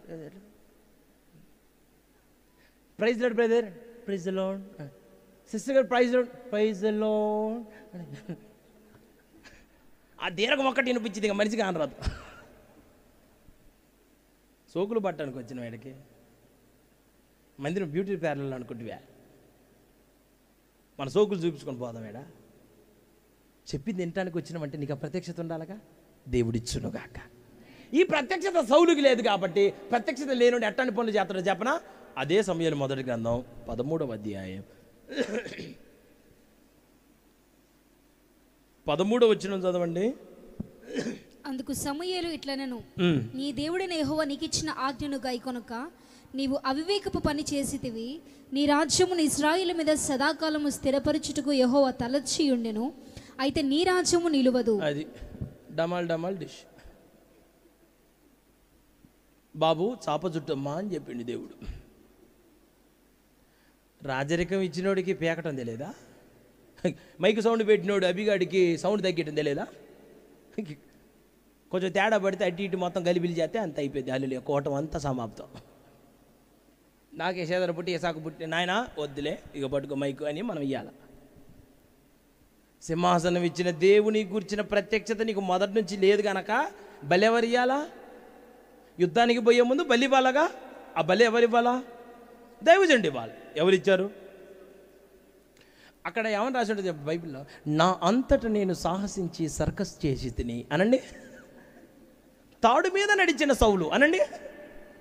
తాడు మీద సైకిల్ తొక్కిన సౌలు, తాడు మీద సైకిల్ తొక్కుకుంటా వచ్చి బలిచ్చిన సౌలు ఏమయ్యాడు? మటాష్ లేడు. నిన్నటి దాకా రాజరికాన్ని చేసినటువంటి ఏలుబడి చేసిన సౌలు దైవజనులు చేసే పనులు చేస్తున్నాడు. భయం లేదుగా. నీకు సేవకుని గురించిన ప్రత్యక్షత ఉంటే సేవకునికి ఇవ్వాల్సిన విలువెత్తావు. సేవకుని గురించి ఏం మాట్లాడాలో అయ్యే మాట్లాడతావు. సేవకునిది ఏ స్థానమో నువ్వు గుర్తిస్తావు. కొంతమంది పాస్టర్ గారు కరెంటు బిల్లు కట్టిరమ్మంటారు. ఇక టమాటాలు కూడా తెప్పించుకోండి, ఏముందాడా? ఒక సేవకుడు అంటే ఎవరు? దైవజనుడు ఎవరు? ఇహలోక సంబంధమైన వాటిని సహాయపడి ఇహలోక సంబంధమైన వాటికి ప్రోత్సహించేవాడు కాదు. పరలోక సంబంధమైన వాటి కొరకు నిన్ను సిద్ధపరిచేవాడే యోధుడే దైవజనుడు అంటే. దాని గురించి బతిమిలాడండి. అయ్యగారు నేను ప్రార్థనలు ఎదగండి, నన్ను ఏం చేయాలి అయ్యగారు అడగండి. మీరు అయ్యి అడగరు. ఏంది అయ్యగారు ఇల్లు లేదే అనండి. ఆమె కట్టుకుంది, ఆమె కట్టుకుంది, ఆమె కట్టుకుంది. నేనెందుకు నీ చర్చికి రావాలంటుంది ఒక ఆమె. నేనన్నాను ఇల్లు కట్టుకోవడానికి చర్చి ఇదే ఉందమ్మా, 4 రోజు ఎమ్మెల్యేతో పాటు తిరిగితే నీకు ఇల్లు వచ్చిందని చెప్పిన. వాళ్ళతో పాటు తిరుగు, నీకు ఇల్లు శాంక్షన్ చేస్తారు. తుచ్చమైన వాటి కోసమా మనం వచ్చింది? నీకు ప్రత్యక్షత లేకపోతే తిక్కల మాటలు మాట్లాడతావు. తిక్కల పనులు అవివేకపు పని అనండి అందరూ. ఏ పని చేసినట్ట సౌలు? అంటే సంఘంలో తిక్కల పనులు విశ్వాసాలు చేస్తున్నంటే సేవకుని గురించిన ప్రత్యక్షత లేదు కనుకనేగా. అజ్ఞానంగా ప్రవర్తిస్తున్నావంటే ఆ ప్రత్యక్షత లేకపోవటాన్ని బట్టిగా. ఏది జ్ఞానం? ఇటువంటి కూడికలు కలిగితే కుటుంబం అంతా నడుము బిగించి దేవుని కోసం కష్టపడటం, ఇది జ్ఞానం. ఇటువంటి కూడికలు ఏర్పాటు చేసినప్పుడు నువ్వు నీ కుటుంబం ఇక్కడ కనపడాలి, దాన్ని జ్ఞానం అంటారు. నేను ఒక మాట మళ్ళీ 100 సార్లు చెబుతా. నా సంఘంలో చెప్పిన మాట మళ్ళీ ఇక్కడ భయపడకుండా చెబుతున్నా. మీరు ఉన్నా లేకపోయినా సేవ ఆగదు. మిమ్మల్ని బట్టి కాదు జరిగేది, దేవుని కృపతో సేవ జరిగితే. ఒక మనిషిని దయ పొందుకోవాలి అని మేము కనుక చూస్తే ఈ పాటికి నాయుడిపేట అంత పెద్ద బొచ్చ మా చేతిలోకి వచ్చేది. బొచ్చ పట్టుకొని అడక తినాల మనుషుల మీద ఆధారపడితే. ఇది దేవుని మీద ఆధారపడి చేస్తున్న పరిచర్య. దేవుణ్ణి చూసి చేస్తున్నాం. అందుకోసం ఎన్ని మాటలు వచ్చినా పట్టించుకోలేదు, ఎన్ని నిందలు వచ్చినా పట్టించుకోవట్లేదు, ఎన్ని అవమానాలు వచ్చినా పట్టించుకోవట్లేదు, ఎన్ని ఆకలి దప్పులు వచ్చినా అన్ని నిర్లక్ష్యం చేసి గురి యొద్దకు పరిగెత్తబడుతున్న పరిచర్య దేవుడు మీకు అనుగ్రహించిన పరిచర్య. దీనిని మీరు గ్రహింపు లేకుండా ఉంటే మీకు జ్ఞానం ఉండదు, మీ భక్తిలో జ్ఞానం ఉండదు. చెప్తే మీకు కోపం వచ్చింది. జ్ఞానం లేదు. పిచ్చోడికి ఏం చెప్పినా కోపమేగా. అరే కొంచెం ఇటు జరుగా అంటే నేను వాడు పిచ్చోడు నాకు తెలియదు, నాకు నిజంగా తెలియదు. నేను మీటింగ్కి పోయినా, నడి రోడ్డు మీద నిలబడ్డాడు, నడి స్టేజ్ ముందు నిలబడ్డాడు వాడు. నేనన్నా బాబు కొంచెం అంటే ఇదే కొండ ముచ్చేలాగా కోతిలాగా మాట్లాడు. ఏంది నేనేమన్నారా నాయన? నేనేమలేదు. వాడు 2వ స్టెప్ ఏం చేసిండు? వెంటనే వంగి రాయి తీసుకుని అంట. వాడు ఏబిసిడీలు ఇయ్యే నేర్చుకునేవు చిన్నప్పుడు. ఇంకా సి అంటే వేసి కొడతాడు. నేను అయ్యగారు కన్వీనర్ నాయగారు, ఏంది నాయన నువ్వు ఇట్లా తయారు చేసినావు నా కోసం, 4 ఊళ్ళు తిరిగి సేవ చేసేవాడిని. వాడు ఇప్పుడే అపోస్తే పో తలకాయ బగిలినట్టు నన్ను అత్తసాక్షిగా చూడాలనుకుంటున్నాను. సేవకునిగా చూస్తే చాలు నాయన. ఈ ఊరికి అసాక్ చేయమాక అవన్నీ చూడాయా అని అంటే, అమ్మో వాడితో చాలా జాగ్రత్తగా ఉండాలి అయ్యగారు అంటాడు. ఓరే మరి నేను ఇప్పుడు ఎట్టవాకే చెప్పాలా నాయన, వాడిని ఎదురు పెట్టుకొని అంటే అయ్యగారు అంటాడు, వాడిని నువ్వు గదించుకోకుండా ఉండాల్సింది అంటాడు. వా అమ్మ, పోయేసరికి పానం పోయితే ఏమన్నా భయం భయం పుట్టించండి అయ్యగారు ఇంకా కాస్త. ఎందుకని వాడు పిచ్చోడు అనండి, పిచ్చోడికి ఏం చెప్పినా కోపమే. జ్ఞానం కలిగిన వాళ్ళకి చెప్తే అర్థం చేసుకుంటారు. ఆహా ఓకే సరేలే, ఒకసారి కాకపోయినా ఇంకోసారికైనా, ఒకసారి తెలుసుకోలేకపోయినా రెండోసారికైనా, నీకు ఎంతకీ అర్థం కావట్లేదంటే, ఎంతకీ తిక్కల పనులే చేస్తున్నావంటే మైండ్ పని చేయట్లా, దిమా ఖరాబ్ అయిపోయింది అనండి.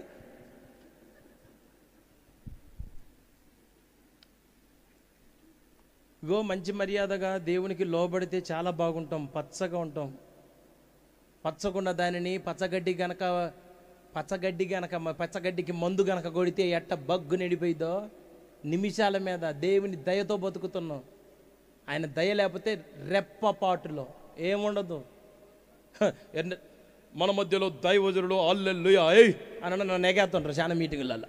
నాకు అదురుపడుతారు, వామ్మో నాయన అయ్యా ఇవన్నీ నేను కాదు, అదిగో ఆ మనిషే మాట్లాడు, నువ్వు చూసుకోయా, నాకు తెలియదు నాయన అంటే వాళ్ళు అట్లా అన్నప్పుడు మనం కూడా ఓకే అని అంటే ఇక రెండో రోజు నుంచి మీరు నన్ను ఫోటోలో చూసుకోవాలి. నేను ఎప్పుడు చెప్తూనే ఉంటాను, ఎన్నోసార్లు చెప్పిన, పోజులు ఫోటో స్టూడియోలో కొడితే ఫోటోలు బాగొస్తాయి, దేవుని సన్నిధిలో కొడితే ప్రేమలు పడతాయి అని చెప్పిన. అది చాలా లోతైన మర్మం, ఇంటికి పోయిన తర్వాత బాగా ధ్యానం చేయాలి మీరు. ఫోటో చూడ ఓకే, లైట్ స్మైల్, బరిలాగా మాకు లైట్గా పళ్ళని బయట పెట్టద్దు, చిన్నగా తలగా ఏడు చేపో, గడ్డ కిందకి దించో, ఏడు జోడు, కళ్ళు ఆర్పు మాకో అని క్లాచకమని కొడుతున్నాడు. నువ్వు ఇంత పోజ్ వాడు ఫోటో స్టూడియోలో కొడితే మంచిగా వచ్చింది ఫోటో. నువ్వు ఈ పోజ్ ఎడగొట్టినావు అనుకో, ఫ్రేమ్ కట్టిస్తాడు. అని అంత అభిమానం ఎక్కువ దేవునికి. అది మీరు బాగా లోతుకుంటుంది అంశాలన్నీ, మీరు బాగా ఆలోచన చేయాలి. అవన్నీ ఏమో నేను మళ్ళా వాక్యంలో పలానా అధ్యాయంలో ఉన్నాయి కావు కనుక నేను అవి వివరించడానికి వీలు కాదు. దేవునికి స్తోత్రం చెప్పండి అందరు గట్టి, కొంచెం బిగ్గరగా చెబుదాం అందరం. నీకు మైండ్ ఉండాలా, మైండ్ లేకుండా ఉండొద్దు.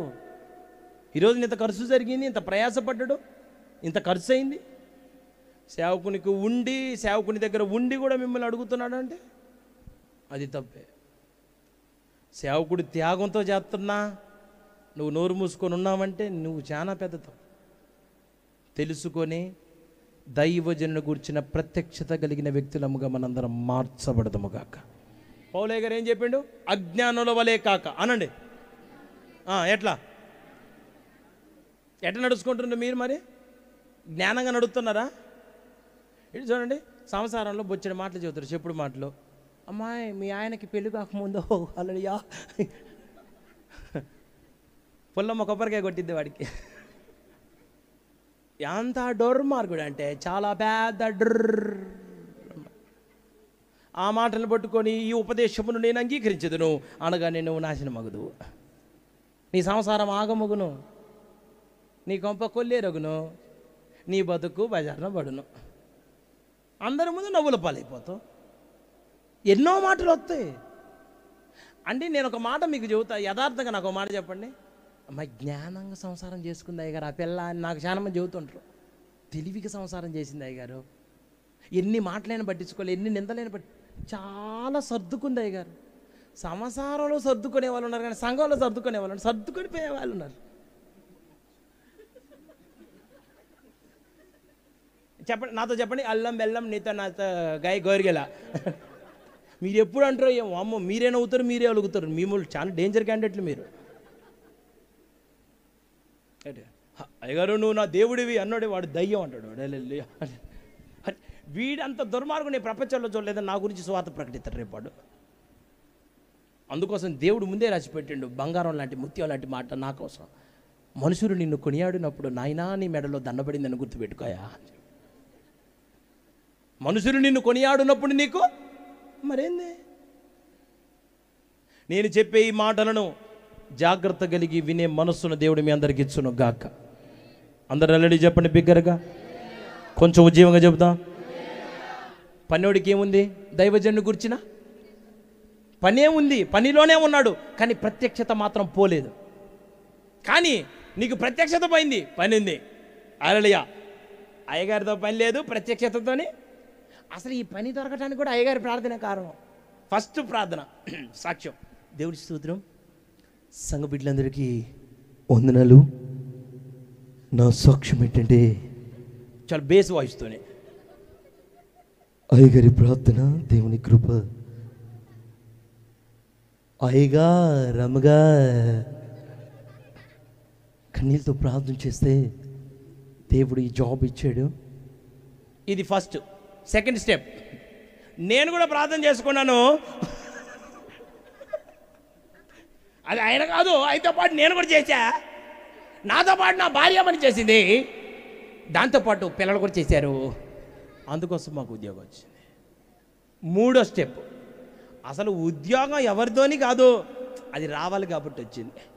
4, నేను అసలు చర్చి కంటే ఉద్యోగానికే పోవాలి. 5, బాబు ఈ ఉద్యోగానికి నువ్వు పాత్రుడవు కావు నానా, నువ్వు ఇంటికి వెళ్ళు నీ మూట ఎత్తుకొని. నిన్న అక్కడ నుంచి ఖచ్చితంగా నీకు రిజైన్ లెటర్ ఇచ్చి పంపించిందాకా. దేవుని కృపను వ్యర్థం చేసుకోమాకండి. సేవకులను గురించిన ప్రత్యక్షతతో ఈ కడవరి దినాలలో మనందరం నడిపించబడదుము గాక. ఇంకో మాట చదవండి మీరు. 1:30 దాటింది, దయతో ఏమనుకోమాకండి. ముఖ్యంగా అయ్యగారులు వందనాలు. కొంచెం వీళ్ళకి కొన్ని మాటలు చెప్పాలని బూనుకున్నా, నన్ను బూనుకొనియండి. మీరెవరు బూనుకోమాకన్నా. ఎందుకంటే కొంచెం సంఘాన్ని బలపడితే సంఘం బలపరచబడిదిగా. నా కడుపులోనే బాధలు నాయి. దేవునికి స్తోత్రం. రాజుల 2వ పుస్తకం 4వ అధ్యాయం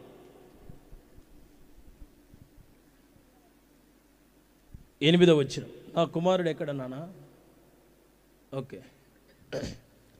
ఒక దినమందు ఎలీషా షునేము పట్టణమునకు పోగా. రాజుల 2వ పుస్తకం 4వ అధ్యాయం 8వ వచనం చదువుతున్నారు, వినండి. ఒక దినమందు ఎలీషా షునేము పట్టణమునకు పోగా అచ్చట ఘనురాలైన ఒక స్త్రీ భోజనమునకు రమ్మని అతని బలవంతము చేసెను గనుక అతడు ఆ మార్గమును వచ్చినప్పుడల్లా ఆమె ఇంట భోజనము చేయించు వచ్చెను.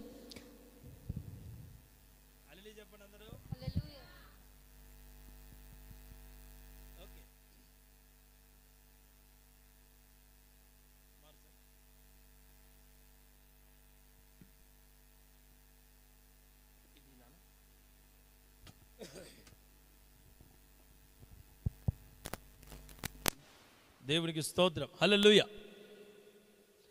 ఒక దినమందు ఎలీషా షునేమి పట్టణానికి వెళ్ళాడు. అక్కడ ఘనురాలైన ఒక స్త్రీ అయ్యగారిని భోజనం చేయమని బలవంతం చేసిందంట. నా వైపు చూడండి అందరూ. ప్రత్యక్షత ఇది.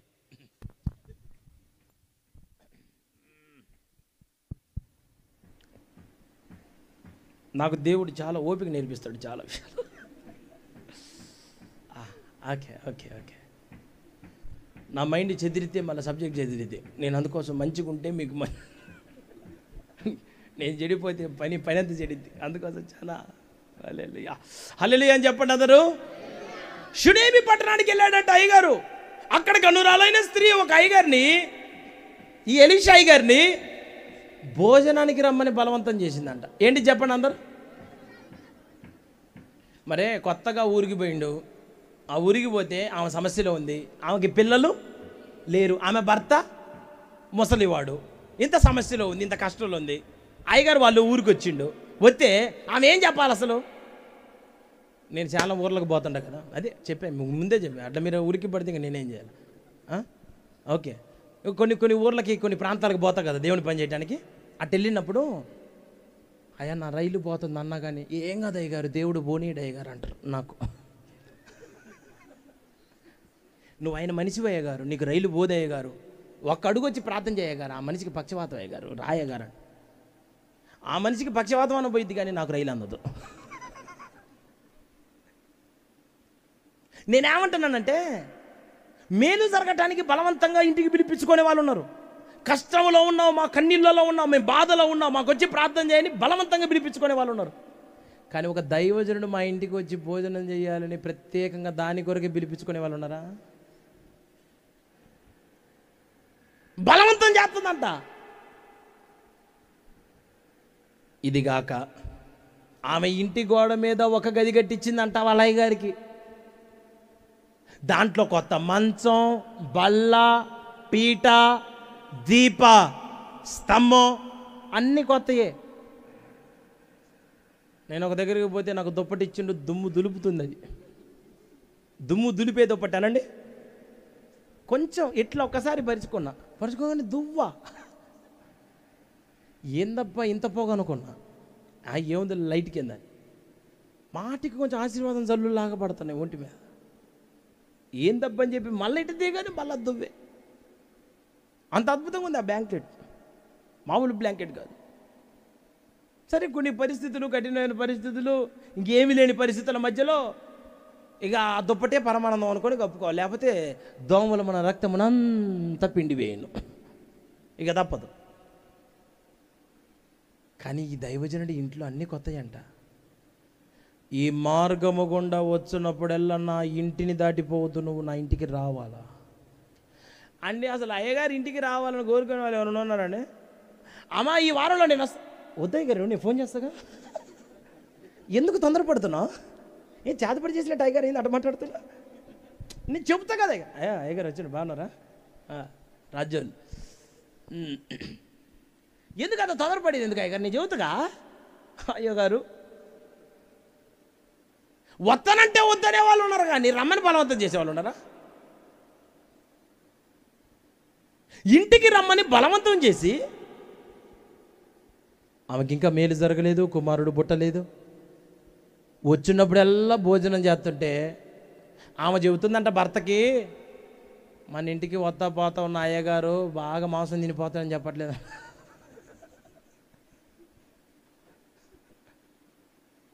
ఒక సేవకుడి గురించి ఏం మాట్లాడుకుంటారు నాకు చెప్పండి? ప్రత్యక్షత లేనోళ్ళు మాట్లాడుకునే మాట్లాడుతుంటే చెప్పండి నాకు. ప్రత్యక్షత లేనోడి మాట్లాడుతుంటే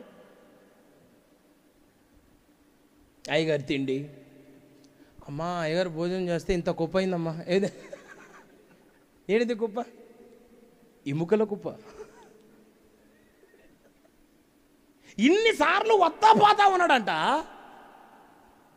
దైవజనులో భక్తిని చూసిందంట ఆమె, ప్రత్యక్షత. ఈ రోజున నేను ఒక మాట యథార్థంగా అడుగుతున్నా, ప్రపంచంలో ఎంత పెద్ద సేవ అయినా, నేను పేర్లు చెప్పను కానీ మీరే అర్థం చేసుకోండి, పెద్ద పెద్ద పాస్టర్లు అందరినీ కలిపి చెబుతున్నా, సేవకులందరిలో ఈ రోజున భక్తిని చూసే వాళ్ళు ఉన్నారండి? ఎవరన్నా విశ్వాసులు భక్తిని చూసే వాళ్ళు ఉన్నారా? ఆ ప్రత్యక్షత ఉంది అసలు? ఈయన ఎంత ప్రార్థన చేస్తాడు, ఎన్ని కన్నీళ్ళు.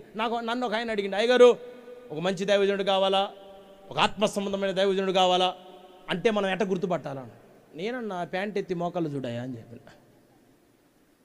ప్యాంట్ ఎత్తి మోకాళ్ళు చూడు, అర్థమైపోయింది నీకు. మోకాళ్ళు కాయలు కాసినాయా? గుడిసిలో ఉన్నాడైనా పర్వాలేదు, మాట్లాడితే పావు కిలో జొల్లు మీద పడ్డ పర్వాలేదు, అట్టంటే పిలిపించుకో. జొల్లు దురుచుకోనైనా వాక్యం వినాయా నువ్వు ఆశీర్వాదం అదుకో చూడు. మరి జొల్లు దురుచుకోనైనా వాక్యం వినాయా అట్టంటే వాక్యం వింటే నువ్వు పరలోకం పోతావని చెప్పి. ఈ కాలంలో దైవజనుడు ఒక దైవికమైన వ్యక్తి అయినా, భక్తిపరుడేనా? పాస్టర్ గారికి చర్చి ఉందా? పాస్టర్ గారి చర్చిలో ఒక ఉంటుంది, వేసి ఉందా? ఏసీ కాదులే, వేసి. పాస్టర్ గారు మీ చర్చిలో వేసి ఉందా? నేనన్నా ఒకవేళ వేసి ఉన్నా నేను వేసే వేసికి నీకు గాలి ఆడదమ్మా అని చెప్పిన. నేను ఎక్కి నెగంచి దూపమేస్తుంటా నీకు ఊపిరి అక్కడ ఆడక చచ్చిపోతావమ్మా, నీకు అలవాట్లేదు కదా. నువ్వు ఇప్పటిదాకా నాగాల్యాండ్లో చల్లటి ప్రాంతంలో బతికొచ్చినావు. ఉపదేశం అంటే కొంచెం ఘాటుగానే ఉంటుందమ్మా, నీకు ఊపిరి ఆడదని చెప్పిన. చర్చలను చూసే వాళ్ళు ఉన్నారు, వాళ్ళు వేసుకునే వస్త్రాలు చూసుకునే వాళ్ళు ఉన్నారు, వాళ్ళకున్న డ్రెస్సులను చూస్తున్నారు, వాళ్ళు తిరిగే కార్లను చూస్తున్నారు, వాళ్ళు ఉండే ఇల్లులను చూస్తున్నారు, వాళ్ళ లెవెల్ని చూసి వాళ్ళ దగ్గరకు వస్తున్నారు. కానీ ఒక దైవజనుడి ఆత్మీయతను చూసి దేవుని సంఘానికి నడిపించబడే దేవుని పిల్లలు ఎంతమంది ఉన్నారు నాకు చెప్పండి? ఆత్మీయతను చూసి నడిచేవాళ్ళు. నేను ప్రపంచం అంతటికి చెబుతున్నా, ప్రత్యక్షత. హల్లెలూయా. నాకు నేర్పించయ్యా. నాకు ప్రార్థన కాదు, ప్రార్థనతో పాటు ఓపికడం కూడా కావాలి నాయన. నాకు ఆ వచ్చిన రాసుకోలేదు నాయన నేను. హల్లెలూయా. దేవుని స్తోత్రం చెప్పండి. నాకు ప్రార్థన కావాలయ్యా అని రాసుకున్నా. అది ఓపిక కూడా కావాలయ్యా నాకు. నేను అనే మాట మీరు అందరేనండి. ఒక దైవజనునిలో నువ్వు భక్తిని ఎప్పుడు చూస్తావు? కన్నీళ్ళు కారుతున్న దైవజనులు చూసే వాళ్ళు ఉన్నారా? కడుపు కాల్చుకొని సేవ చేస్తున్నారు. నాకు తెలుసు అండి, నాకు తెలుసు. పిల్లల చదువులు మానిపించిన దైవజనులు నాకు తెలుసు. వాళ్ళ సొంత ఖర్చులను పక్కన పెట్టి ఆ ఖర్చును మా కోసం వాడుకుంటే సేవ గుంటుపడిద్దని ఆ సేవని, ఆ డబ్బుని దాచిపెట్టి ఒక కూడికి ఏర్పాటు చేసిన వాళ్ళు నాకు తెలుసు. నేను చూసేవాళ్ళని. ఈ రోజున లోకంలో ఉన్న విశ్వాసులకు వాళ్ళు కనపడట్లేదు. పాటగాళ్ళు కావాలి, ఆటగాళ్ళు కావాలా, చాలా ఉన్నతమైన వాళ్ళు కావాలి. భక్తి కలిగిన వాళ్ళు వద్దు. భక్తి కలిగిన వాళ్ళేమో అపార్థం చేసుకుంటున్నారు, భక్తి లేని వాళ్ళనేమో అర్థం చేసుకుంటున్నారు. ఈ రోజున నీకు దైవజనుడి గురించిన ప్రత్యక్షత ఉంటే నీ సేవకునిలో ఉన్న భక్తిని చూడు. నువ్వు సేవకునిలో ఉన్న భక్తి చూడు. సేవకుడు వేసుకున్న వస్త్రం ఒకవేళ నలిగిపోయి ఉండొచ్చేమో, పట్టించుకో మాకు. సేవకుడు ఒకవేళ నిన్ను చూసి కోప్పడ్డాడేమో, పట్టించుకో మాకు. ఒకవేళ తొందరపడి ఒక మాట అన్నాడేమో, పట్టించుకో మాకు. ఆ సేవకుడిలో ఉన్న ఆ భక్తి నీ కుటుంబానికి ఒక దీవెనగా మిగిలిపోయింది ఒక రోజున. ఎందుకు తొందరపడతావు నువ్వు? ఎందుకు ఆవేశపడుతున్నావు? ఎందుకు అనవసరంగా లేనిపోయిన ఆలోచనని పురిలోకి తెచ్చుకుంటున్నావు? నాకు చెప్పు. నువ్వు నీ దైవజనుడు భక్తిని నువ్వు ఎందుకు గుర్తించగలిగిన ఆ ప్రత్యక్షత నీకెందుకు కలగలేదు? ఎందుకు రావట్లేదు నీకు? ఇన్నిసార్లు వచ్చిపోయాడంట అయ్యగారు. ఇన్నిసార్లు వచ్చినా ఆయనలో ఆమె ఏమి చూసింది? దానినే మళ్ళా తన భర్తకి ఏం చెబుతుంది? భక్తి కలిగినోడండి అయ్యగారు. మన అయ్యగారు భక్తి కలిగినోడు. నువ్వు ఇంటికి పోయి ఏం చదువుతావు? అయ్యగారు కోపిస్తాడు. ఎమ్మ తిట్టిండి ఈ రోజున వాక్యాల్లో. పేరొక్కటే చెప్పలా, నన్నే అనండి. ఇయ్యరమయ్యర బాధిండి అనుకోమ్మా. చెంపలు ఆ చెంప ఈ చెంప అదరబాది పంపించండి. ఎట్ట పోవాలి నా చర్చి అంటే భర్త ఏమంటారు? ఆయన అసలుకే భక్తి అంతంత మాత్రం. ఆయన నా ఇంటి దీపం, అది ఆయన భక్తి. అది ఎప్పుడు అరిపోయేది అర్థం కాకుండా ఉంటే ఆ మనిషికి నువ్వు పోయి ఈ మాట చెప్పినావు అనుకో, ఆయన ఏమంటాడు? తికల మొహం దాన్ని నీకు ఎప్పుడో చెప్పి నేను మెటల్ దాన్ని వేసి చచ్చిపోతాను అంటాడు. అయిపోయింది అంతటితో కోట. ఒక భర్తతో ఏం మాట్లాడాలో, ఏమి చెప్పాలో, ఏమి చెప్పకూడదో కూడా చాలా మందికి తెలియదు. ఈ మాట మాట్లాడితే మరి ఏమైనా బలహీనపరచబడతానేమో, ఈ మాటలను బట్టి నేను దైవజనుడి ప్రత్యక్షతను నేను కోల్పోయిన వ్యక్తిగా నేను మార్చబడతానేమో అన్న జ్ఞానం చాలా మందికి ఉన్నట్ల. ఇంకొక మాట చెబుతా, ఇటు చూడండి. కొడుకు చనిపోయాడా? చనిపోయిన తర్వాత భర్త దగ్గర నాకు పనివాడు కావాలా, గాడిద గంత కట్టు, వాడిని నేను తొందరగా తీసుకొని పోవాలా అని అంటది భర్తతో. భర్త ఏమంటాడు? ఈరోజు అమావాస్యం కాదు కదా, ఈరోజు ఆదివారం కాదు, ఏంది ఎందుకు ఈరోజు ఎందుకు పోయేది అంటే ఆమె చెప్పిన మాట ఏం చెప్పనా? నేను వెళ్ళటం మంచిదే. యాడికి వెళ్ళటం మంచిది అంటండి? కొంచెం గట్టి చెప్పండి. దైవజనుడి యొద్దకు వెళ్ళటం మీకు ఎక్కడికి వెళ్తే మంచిది? పనికి వెళ్ళటం మంచిది అనండి. నాకు చెబుతారు, అమ్మా ఈరోజు యానివర్సరీ కూటం, అయ్యగారు పనికి వెళ్ళటం మంచిది. ఓ మరి నేను చేస్తా. బడికి రారా అంటే బడి గోడ దూకిపోయేవాడిని నేనే ఆడబట్టుకునేది ఓరక. వాడు లాగం దూడిపోయేదాకా పట్టుకున్న వాడు ఆగట్లేదా? వాడు రానంటుండు, బడికి వద్దు, అసలు నీ చదువులే వద్దు అంటుండు. నాకు ఆ బ్రిటిష్ వాడు అసలు ఈ దేశానికి ఎందుకు వచ్చిండు నన్ను అడుగుతుంటే ఇంకా వాడికి చదివాడు చెప్పాలి నేను. ఎంతకాలం బలవంతంగా చేపిస్తాను నిన్ను భక్తి? కొడుకు చచ్చిపోతే ఆ విషయాన్ని భర్తకు చెప్పకుండా ఎవరన్నా ఉంటారా? ఆ విషయాన్ని కూడా మరుగు చేసింది ఆమె. ఆ విషయాన్ని బట్టి నా భర్త బలహీనపరచబడకూడదు, దేవునికి కానీ సేవకునికి కానీ విరోధంగా ఒక్క మాట కూడా. ఎంత తెలివండి ఆమెకి. నువ్వైతే ఏం చేస్తావు? అబ్బాయి చచ్చిపోయింది కానీ జేబుల్ది బండ్లు దిగి పాస్టర్ గారు అంత తేల్చుకుందాం. ఆ ఇల్లు కూలిపోయాడు రా, మీరు కూలిపోయాడు మేము వచ్చేసరికి. అనవసరం కట్టించిన వాడికి అనవసరం. పిల్లగాడు చచ్చిపోయాడు, ఇంకేం పాస్టర్ అసలు అడుగుదాంపా, నేలేద్దాంపా అని భర్తను తీసుకొని ఎగ్గేసి నా మీదకి నెడతారు. ఆయన వచ్చాడు, ఏమయ్యా పాస్టర్ నాన్న ఇంత ప్రేమ ఏందిరా నా మీద నీకు? వాడి మాటలోనే పలకరింపులోనే అభిమానం ఎక్కువ, అసలు తట్టుకోలే అంత అభిమానంగా మాట్లాడుతున్నాడు. ఏమ్రా కొంచెం అభిమానం ఇంకా, ఎందుకు చచ్చిరాడు ఆ పిల్లగాడు, మోసం చేస్తీవి కదరా. ఆమె మాత్రం అవునే గారు వాళ్ళకి రక్షణ లేని వాళ్ళు అంతే మాట్లాడతారంటే నువ్వు చావని. అది తిడుతుంటాడులే కానీ నువ్వు కంట్రోల్ చేసుకో, ఈ పూటకు ఆ సెలవు అన్నట్టు అనుభవించాలి.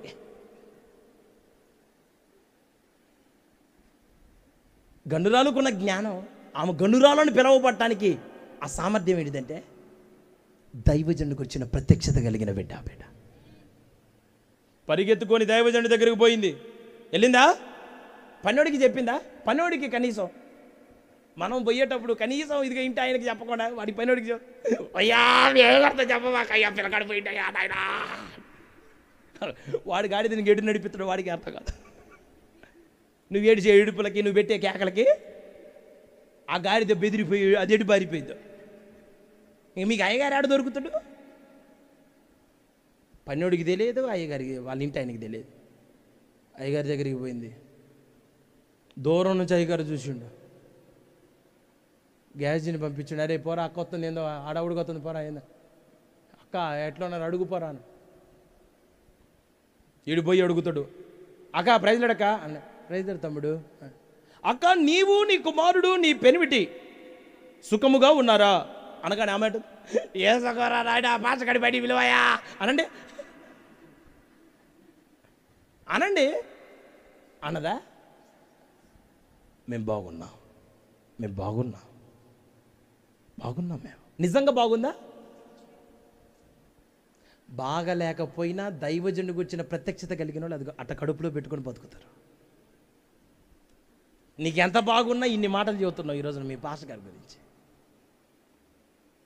నువ్వు అన్ని లోపాలు ఎదికి నువ్వు ఎట్లంటే టెక్నికల్ టీం ఎట్లంటే క్లూస్ టీం లాగా అగ్గిపుల్ల సబ్బు బిల్ల అనండి అన్నిటి పట్టుకొని బైనాక్యులర్తో స్పెట్స్ పెట్టి భూతత్వంలో పెట్టి ఇట్లా మొత్తం జూమ్ చేసి చూస్తుండు. ఇక భక్తి ఆడ చూస్తున్నావు, ఆత్మీయ తేడా అర్థమైంది నీకు.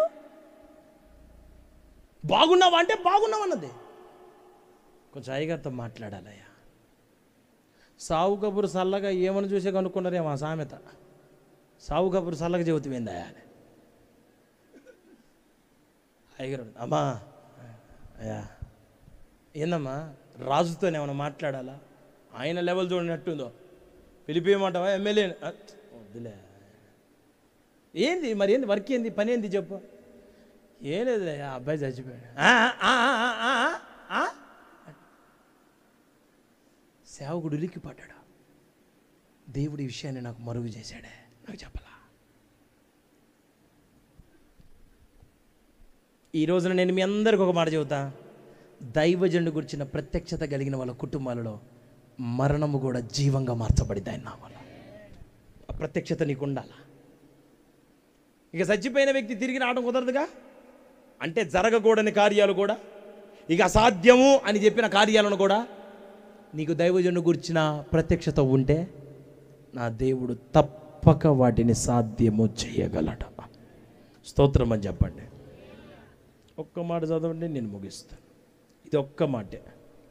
రాజుల 2వ పుస్తకం 5వ అధ్యాయం 21వ వచనం. 20వ వచనం చదవండి ముందు. 5:20. దైవజనుడు ఎలీషాకు సేవకుడు గెహజీ సిరియనుడైన ఈ నయమాను తీసుకొని వచ్చిన వాటిని అంగీకరించుకున్న యజమానునికి మనస్సు లేకపోయాను కానీ యెహోవా జీవముతోడు నేను పరిగెత్తుకొని పోయి అతన్ని కలుసుకొని అతని యొద్ద ఏదైనాను తీసుకొందును అనుకొని నయమానును కలుసుకొనుటకై పోవుచుండగా నయమాను తన వెనుక నుండి పరుగున వచ్చుచున్న వారిని చూచి తన రథము మీద నుండి దిగి వారిని ఎదుర్కొని క్షేమమా అని అడిగాను. అతడు క్షేమమే అని చెప్పి నా యజమానుడు నా చేత వర్తమానము పంపి ప్రవక్తల శిష్యులో 2 యవనులు ఎఫ్రాయిము మన్యము నుండి నా యొద్దకు ఇప్పుడే వచ్చి గనుక నీవు వారి కొరకు 2 మనుగుల వెండియు 2 దుస్తుల బట్టలు దయచేయమని సెలవిచ్చుచున్నాడు అనెను. సరేమ్మా, అక్కడ అట్లాగి ఇదే 5వ అధ్యాయం అచ్చన దాని గురించి చదువు. 2 అంట చూడండి. సిరియనులు గుంపు గుంపులుగా బయలుదేరి ఇశ్రాయేలు దేశం మీదకి పోయిచుండిరి. వారు అచ్చటి నుండి ఒక చిన్నదాన్ని చెరగొనితేగా వినండి, అది నయమాను భార్యకు పరిచారము చేయుచుండెను. ఓకే, అది షోమ్రోనులోనున్న ప్రవక్త దగ్గర నా ఏలినవాడు ఉండవలనని నేనెంతో కోరుచున్నాను. అతడు నా ఏలిన వానికి కలిగిన కుష్టు రోగమును బాగు చేయనని తన యజమానురాలితో అనెను. హల్లెలూయా చెప్పండి అందరూ. ఇటు చూడండి, నా వైపు చూడండి అందరూ. నయమాన్ ఇంట్లో పని మనిషిగా వచ్చింది ఒక బానిస పిల్ల అనండి. స్వేచ్ఛ లేదు, సంతోషం లేదు. ఇంట్లో అంటే ఏది అడిగితే అది కొనిపిస్తారు. బానిస పిల్ల కొనిస్తారండి? బానిసలు కోరింది ఎందుకు కొనిస్తారు? మన పిల్లలకైతే మనం ఏది కావాలంటే అది కొనిపిస్తాం. మొన్న మా విల్లుగాడు పుట్టినరోజు అన్నాడు. వాడు కేకులు అడిగాడు, కేక్ ఫ్లేవర్, అరే ఏ ఫ్లేవర్ తేవాలి రానంటే వాడన్నాడు ఉన్న దాంట్లో నెంబర్ 1 ఫ్లేవర్ ఏంటిది అని అన్నాడు వాడు. నాకు తెలిసిన ఫ్లేవర్లు ఏంటిది, మ్యాంగో ఫ్లేవరు, పైనాపిల్ ఫ్లేవరు, అది ఫ్లేవర్. వాడు చేయటాన్ని బట్టి ఈ ఫ్లేవర్ ఉంటుందని నాకు తెలిసింది. నా ఫ్లేవర్ నాకు తెలియదు. మిక్స్డ్ ఫ్రూట్ ఫ్లేవర్ అంట. మొత్తం 3 స్టెప్పులు వచ్చింది, 3 రకాలు ఉన్నాయి దాంట్లోనే, ఒక్క కేకులోనే. నేను ఎంతవరకు తెలియదు నా జన్మలో. వాడి పుణ్యాన్ని తెచ్చినాం శుభ్రంగా. మన పిల్లగాడంటే అడిగింది కొనిపించుకుంటాం. మరి ఆ పిల్లకి ఎవరు కొనిస్తారు? ఇస్తారా? వాళ్ళు తిన్న తర్వాత ఎప్పుడుకో ఒక ముద్ద అన్నం పెడతారు. పెడితే పెడతారు, లేకపోతే లేదు. అసలు బానిసగా వచ్చిన పిల్లకి ఏ ఆలోచనలు ఉండాలా? ఏమని ప్రార్థన చేసుకోవాలి చెప్పండి? నేనంట బయటపడాలా, నాకు ఈ సంఖ్యల నుండి విడిపించు తండ్రి, ఈ కొంపలో నుంచి నాకు విడుదల దయచేయ. ఇదేనా ఎవరైనా ప్రార్థన చేసుకునేది? ఆ పిల్ల ఇంట్లో ఉండి వాళ్ళ సమస్యలు చూసి, నయమానుకున్న కుష్టు చూసి, నయమాను కుష్టు రోగి అని తెలుసుకొని, మీ అందరినీ సిటికే చెబుతున్నా, మర్యాదగా చెబుతున్నా, నన్ను గనక మా ఊరు పంపించకపోతే వీడు కుష్టాదోడని ప్రపంచమంతా చెబుతురే అని చెప్పి బెదిరిలా. ఆ పనులు చేయాలి ఆ పిల్ల అమ్మగారితో అంటుందంట, షోమ్రోనులో నా ఏలిన వాడొకడున్నాడు. సేవకుని గురించిన ప్రత్యక్షత బానిసగా మార్చబడిన మర్చిపోలేదు ఆ పిల్లకి. చిన్న పిల్ల కష్టపడి బతుకుతుంది. ఆ పిల్లకి సుఖం లేదు, సంతోషం లేదు, అమ్మ లేదు, నాన్న లేడు, పట్టించుకొనే దిక్కు లేదు. కానీ ఆ పిల్లకి ఏ ప్రత్యక్షత ఉంది? మా అయ్యగారు ఉన్నాడు. వేరే దేశంలో ఉంటుంది ఆ పిల్ల బానిసగా. ఏమండి కొంచెం ఈ ఊరు ఇడిచిపెట్టి వేరే ఊరికి పోతే అసలు ఫోన్ చేయరండి. నాకు ఫోన్ లేదు. నేను ఎప్పుడన్నా ఫోన్ చేస్తే హలో ఎవరమ్మా అంటే, అమ్మా నేనేనమ్మా. అదే ఎవరమ్మా? నేను మీ పాస్టర్. ఓ నువ్వా నానా, చెప్పమ్మా. ఏంది ఇది ఇట్ట మాట్లాడుతున్నాడు వీడు? ఏమి లేదు పలక. ఓకే నేను తర్వాత ఫోన్ చేయచ్చా? ఇంకెందుకు నీకు చేయటం కను? ఒక దేశంలో కష్టపడి ప్రయాసపడి పని పిల్లగా మారితే ఆ పిల్ల ఇంటోలాగా చెబుతుంది, షోమ్రోనులో నా ఏలిన వాడున్నాడు, అక్కడ మన యజమానుడు ఉండాలి. అక్కడ మన ఏలిన వాడు అక్కడ ఉండాలా. మనల్ని నడిపించే ఈ రాజు, ఈ సైన్యాధిపతి అక్కడ ఉండాలా. నేను ఒక మాట చెప్పనా? నయమాను ఇంట్లో ఉన్న చిన్నపిల్లకి దైవజను గురించిన ప్రత్యక్షత ఉంది, కానీ ఎలీషాయ గారి దగ్గర బతుకుతున్న గెహజీ గారికి దైవజను గురించిన ప్రత్యక్షత లేడు. అదే పిల్లకున్న ప్రత్యక్షత పరిచారకునికి లేదు. పిల్లకుంది, చిన్న పిల్లకుంది. ఆ పిల్ల మాట్లాడుతుంది చిన్న చిన్న మాటలు, బుజ్జి బుజ్జి మాటలతో చెప్తుంది. నా ఇల్లును షోమ్రోనులో నా ఇల్లును వాడున్నాడు అంకుల్, ఆంటీ అక్కడ అంకుల్ని పంపిద్దామా? నువ్వే కనుక ఆ మాట చెబితే నీ మాట ఎవడు నమ్మడు. ఎందుకంటే ముందు ఏడ దొరికితే ఆడ ఉన్నాయని నోట్లు వేసుకుంటావు నువ్వన్నీ. అరే ఈ పని పిల్లే కానీ దొంగ పిల్లరా, ఉన్నాయని దినిపోతాడు. ఆ పిల్ల మాట వినటానికి ఆ పిల్ల సాక్ష్యాన్ని ఎంత కాపాడుకొని ఉంటుంది ఆలోచన చేయండి. లోపలికి పోయి ఆలోచన చేయండి. ఆ పిల్లని చిన్నదనం ఆకండి. పేరుకి చిన్నది, గుణంలో చాలా పెద్ద మనసు కలిగింది, పెద్ద బిడ్డ. ఇంట్లో ఒక బిడ్డ మాట తల్లిదండ్రులు అట్టినారో ఆ పిల్ల మాట అట్టినారు వాళ్ళు. ఎంత బచ్చా పోరి పిల్ల మాట ఒక సైన్యాధిపతి భార్య అన్నది. సైన్యాధిపతి భార్య అంటమే కాకుండా భర్తను కూడా ఒప్పించింది. ఈ రోజున సేవకుని గురించిన ప్రత్యక్షత నీకుంటే రాజులు కూడా ఈ కాలంలో దర్శించబడేటట్లుగా దేవుడు కార్యాలు జరిగిస్తాడు. రాజకీయ నాయకులు కూడా ప్రభు పాదాల దగ్గరకు వస్తాడు. నీకు ఆ ప్రత్యక్షత ఉండాలా? నువ్వు యాడికి పోతే వాళ్ళు ఏ రోటి కాడ పాడ ఆ రోటి కాడలు పాడతావా? నీ సేవకుని గురించిన ప్రత్యక్షతే లేదా? ఇంకేం రక్షించబడేది ప్రజలు? నా ప్రియులరా, నేను నా మాటలు ముగిస్తాను. సమయం ఖచ్చితంగా అర్ధరాత్రి 2ంటికి వచ్చాను. ఇప్పుడు మిట్ట మధ్యాహ్నం 2 అయింది. నా మాటలు ముగిస్తాను.